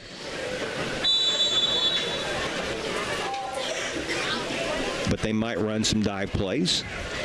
Looks like they're in victory formation, though, with Carter Runyon deep in the backfield. He's kind of the safety net, the catch-all in case the ball would be fumbled. Newman under center. And he takes a snap, drops to a knee.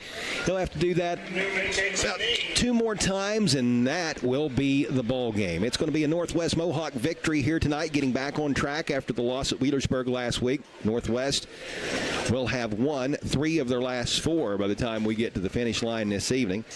The Mohawks will make a trip to Lucasville to take on the Valley Indians next Friday night. You'll be able to hear that contest right here on Classic Rock 107.5 The Breeze. And looking at the remaining schedule after a visit to Valley next week, Northwest will play 3 of its final 4 games at home. At home against Vinton County on October 4th, and then at West on October the 11th. The final 2 games will be at home against Waverly on October the 18th and against the Oak Hill Oaks on October the 25th. Newman takes a snap, drops to a knee, and that will be it. Northwest will not have to snap the ball again. The Minford Falcons will be right back here at Minford High School next Friday to entertain the West Senators. That'll be on Mix 99.3 and will be the Appalachian Marketing Media video streamed game of the week. Looking at the Falcons' final 4 games, they'll host Waverly on October the 4th. Final home game of the season. Final 3 games are on the road for Minford, at Meigs, at Wheelersburg, and at Valley.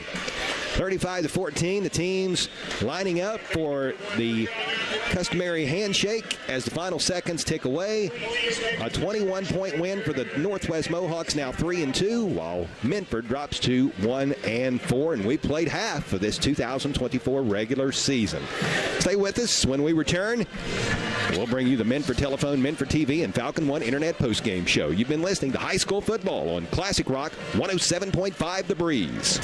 Why is Southern Ohio Medical Center Urology Associates the perfect choice for you? It starts with the expert care of board-certified urologist Dr. Stephen Willems, followed by a variety of procedures offered right in the office, which means no hospital stay and a quicker recovery. Along with general urology care, SOMC Urology Associates also offers the latest in advanced treatments for enlarged prostate, including UroLift and Aquablation, board-certified expertise in the latest procedures in prostate care. SOMC Urology Associates is the perfect choice. Call us at 740-3564-URO today.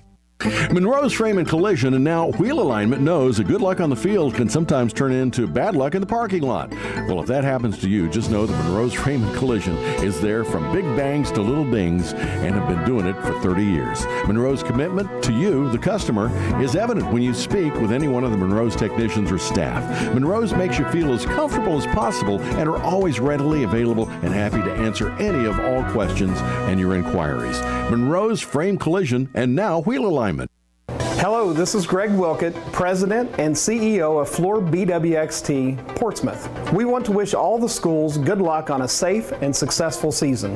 Just like a sports team, we've been working together to safely and effectively decommission the former Portsmouth gaseous diffusion plant and leave behind an environmentally safe and sustainable future for our region. On behalf of all of the employees at Floor BWXT, I'd like to wish all of the teams in the 4-county region a safe, fun, and winning season. Don't spend thousands of dollars on marketing that doesn't work.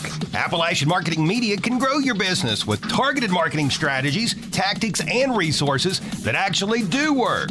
Appalachian Marketing Media sells market-friendly websites that are designed to convert traffic into clients. Appalachian Marketing Media provides superior customer service and will quickly respond to any of your website needs. With packages starting at $2,000, contact Appalachian Marketing Media on Facebook and learn more on their website.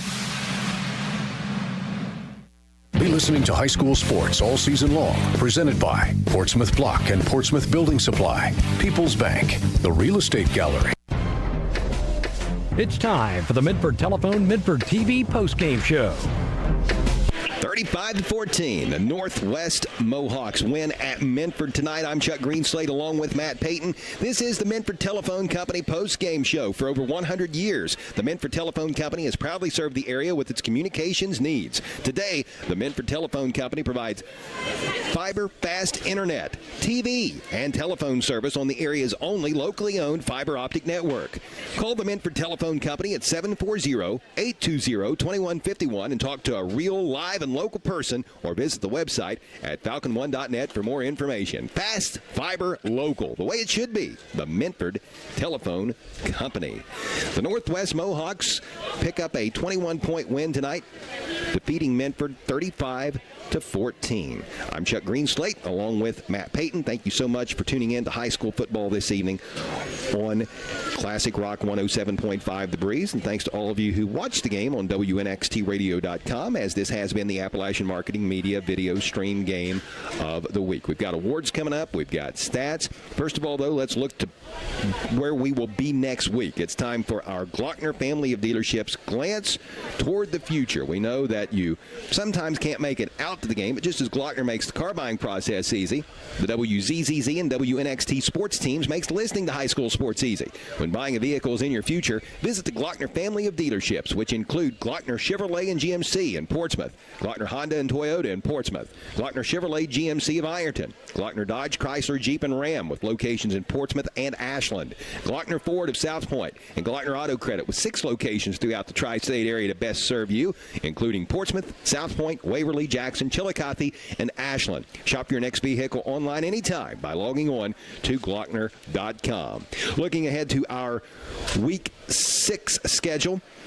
Next Friday here on Classic Rock 107.5 The Breeze, you'll hear the Northwest Mohawks play at the Valley Indians. On Mix 99.3, you'll be able to tune in as the Minford Falcons host the West Senators. That will be the Appalachian Marketing Media video stream game of the week.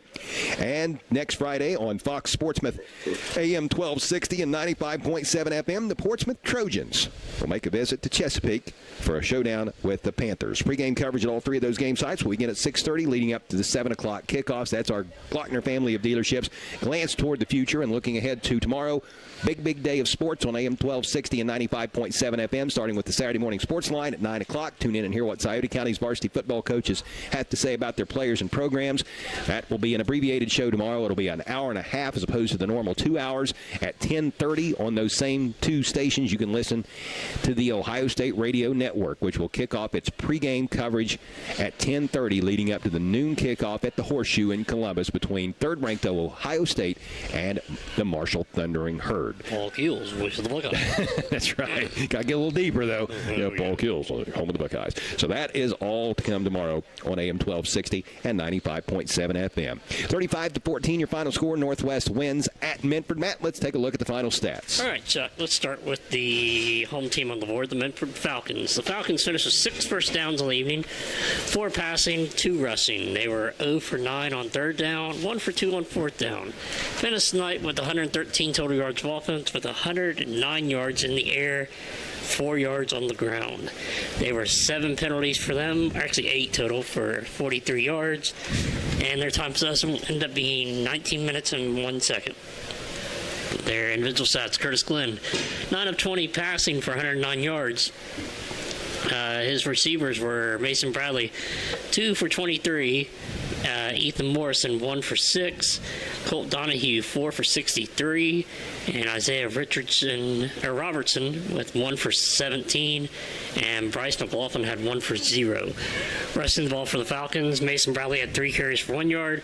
Bryce McLaughlin, 2 carries for -2 yards. And Curtis Glenn, 16 carries for 5 yards. Now let's take a look at the team stats and individual stats for the victorious Northwest Mohawks.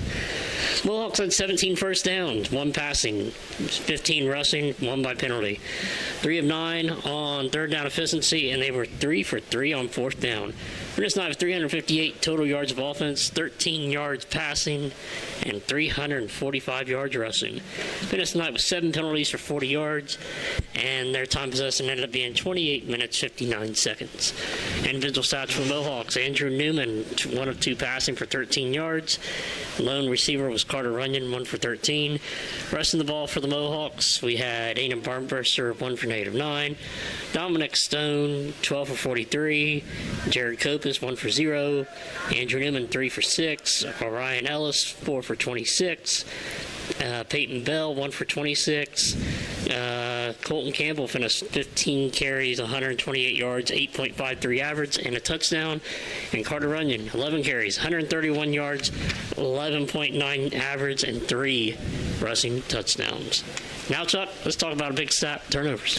The Turnover Report is a service of the Barrett Murphin Insurance Agency at 1031 Gallia Street in Portsmouth. Isn't it time you turned your insurance needs over to Barrett Murphin? Give Dan Cassidy a call at 740-353-3121. A lot of turnovers tonight. Final total was 6 total turnovers, as Northwest had 3 fumbles, and they had an interception. And Minford had 2 turnovers, 1 fumble, and 1 interception. As a lot in the second half, as Peyton Bell had the interception for Northwest, and Curtis Glenn had the interception for the Falcons. That's a look at our Barrett Murphy Insurance Agency turnover report. 35-14 the final. Northwest gets the win at Minford. We'll take our final timeout, and when we return, we will be checking other scores from around the area and naming tonight's awards. This is the Minford Telephone, Minford TV, and Falcon One Internet postgame show on Classic Rock 107.5 The Breeze. Be listening to high school sports all season long. Presented by Portsmouth Block and Portsmouth Building Supply, People's Bank, the Real Estate Gallery, Gamp's John Deere and Convenience Store, Conley Trucking and Conley River Terminal, Appalachian Marketing Media, the Counseling Center, Ron Wright Auto Sales, First State Bank, Midford IGA, West Side IGA, and West Side Hardware. KC Printing and Promotionals is teamed with Hometown Radio Sports to help you own some of your team's favorite moments. What a throw! What a catch! Open for a 3. Got it! Most games heard on WNXT and WZZZ are recorded and archived and can be put onto a sports-friendly, state-of-the-art flash stick available for you to purchase. To inquire about purchasing a game heard on WNXT or WZZZ, call 740-353-1161. Minford Telephone and TV, the local choice, the best choice. Your internet experts with fiber fast efficiency. Generations of exceptional service. Stay connected with a legacy. Online at falcon1.net. Minford Telephone and TV, the local choice, the best choice.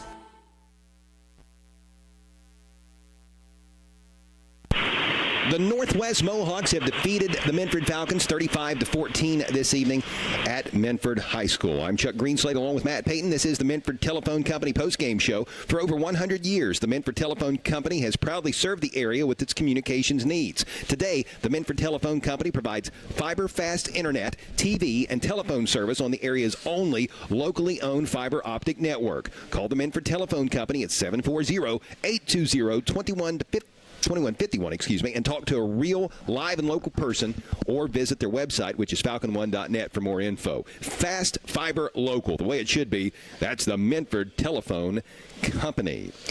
Well, let's check some scores from other games around the area. Again, if you're just tuning in, Northwest a winner tonight at Minford, 35-14.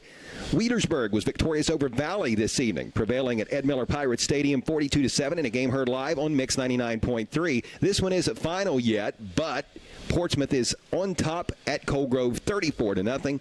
You can hear that on AM 1260 and 95.7 FM. A couple other finals to pass along. West rallied to defeat Waverly 35-28. West was down 21-14 at one point in the ball game. West took the lead. Waverly had the ball late, threw a halfback pass to a wide open receiver in the end zone late in the game. I was told that the receiver was wide open. Pass just didn't get there. West holds on for the victory. That's a big, big win for Todd Gilliland and crew. They have now moved above the 500 mark after dropping their first 2. They've won their last 3. West gets the win over Waverly tonight. Another final to pass along comes from Kentucky, where Ashland defeated Russell 48-7. Here's some other scores. Again, these games not final yet. Eastern Meigs leads at East 48-0. Fairview is in front of Green 35-14. Columbus Grandview Heights leads Chesapeake 17-6. Rock Hill is winning over South Point 41-20. South Gallia leads Oak Hill 28-0. Eastern Pike is on top of Racine Southern 27-21. Hamilton Ross leads Jackson 28-21. Ironton, last we heard, had a 13-0 lead over Columbus Bishop Hartley. That was early on. Also, last we heard, Zane Trace was in front of Piketon 13-6. Fairland was leading the Gallia Academy 40-0 at last count, and Greenup County was leading Montgomery County 16-15 during the last report. 35-14 is our final. Northwest is a winner at Minford. Let's get to our awards. We will start with the Gamp's John Deere Outstanding Run of the Game, with the winner receiving a certificate for a T-shirt from Gamp's John Deere, located on Route 140 in Slocum, home of Minford great Jared McCrae.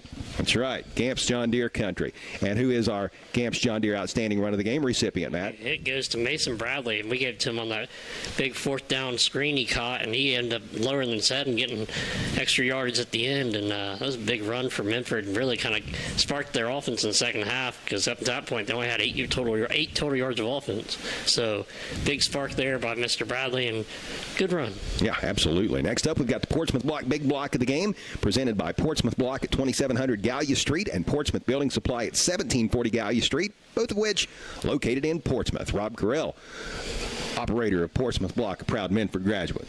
And I went with Thatcher Webb. Yeah. I remember in the first quarter, I believe I said it, I was like, somebody just got pancaked, and it was Thatcher Webb, and he absolutely just buried somebody. And he was nice enough to pick him up by the shoulder pads afterwards. Like, he just kind of picked him up, like, here you go. Thatcher Webb's a pretty big boy, and that was a heck of a block he had. Yes, it was. Next up, we've got the Monroe's Frame and Collision Big Collision of the game. Of all the awards we give away, this was the one that started it all. The winner receives a T-shirt designating him as being the big hitter of the game, courtesy of Kevin Monroe. Carter Runyon, he had a big night on the ground rushing the ball, 11 carries, 131 yards, and 3 rushing touchdowns. But he got it for his hit tonight. He had a lot of them, had 10 tackles tonight. And one of them was a really big tackle late on Curtis Glenn. I mean, he just lowered the boom. So, Carter Runyon, great overall night for him. Yes, it certainly was. The Roger and Snuffy Player of the Game is our final award. It's presented by Collier Companies in honor of longtime area sports broadcasters Roger Gray and Jim Snuffy Smith. Collier Companies is located on Collier Corner at 1661 State Route 522 in the Berg, and consists of Collier Construction, Collier Leasing, Collier Safety Services, and the Collier Medical Primary Care Clinic, which is now accepting all major insurances and new patients. Besides presenting the Roger and Snuffy Player of the Game, Collier's will also provide a $50 gift card from the Scioto River to any defender who forces a safety. Now, we did not have a safety tonight, so we'll save that gift card for another day. However, we do have our Player of the Game, many good candidates, but Matt, who is tonight's Roger Gray and Jim Snuffy Smith Player of the Game? We went with Colton Campbell. He was kind of the guy who stirred the drink tonight. He had 15 carries, leading ball carrier, 128 total yards of offense, 8.53 yards per carry. Had a big 69-yard touchdown run to start the second half. Had him for five tackles. He also had 2 sacks on the evening. So very active night for him, and just a great ball game by Mr. Campbell. Congratulations, Colton Campbell. He'll receive a T-shirt and a certificate courtesy of Collier Companies. Congratulations to all of our award winners, and congratulations again to Minford's Carly Sherman, the 2024 Homecoming Queen. The Northwest Mohawks are now 3-2 after a 35-14 victory at Minford this evening. The Falcons dropped to 1-4. Again, we'll have both of these teams on our airwaves next Friday.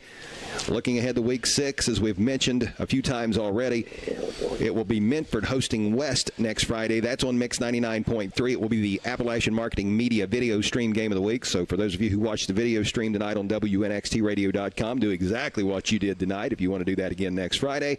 And Northwest fans, your Mohawks can be heard right here on Classic Rock 107.5 The Breeze. Matt and I will head to Valley High School for that, as Northwest will take on Coach Nolan Crabtree's Valley Indians. Pregame coverage at both of those game sites next Friday will begin at 6:30, leading up to the 7 o'clock kickoffs. Big thanks to our entire crew tonight.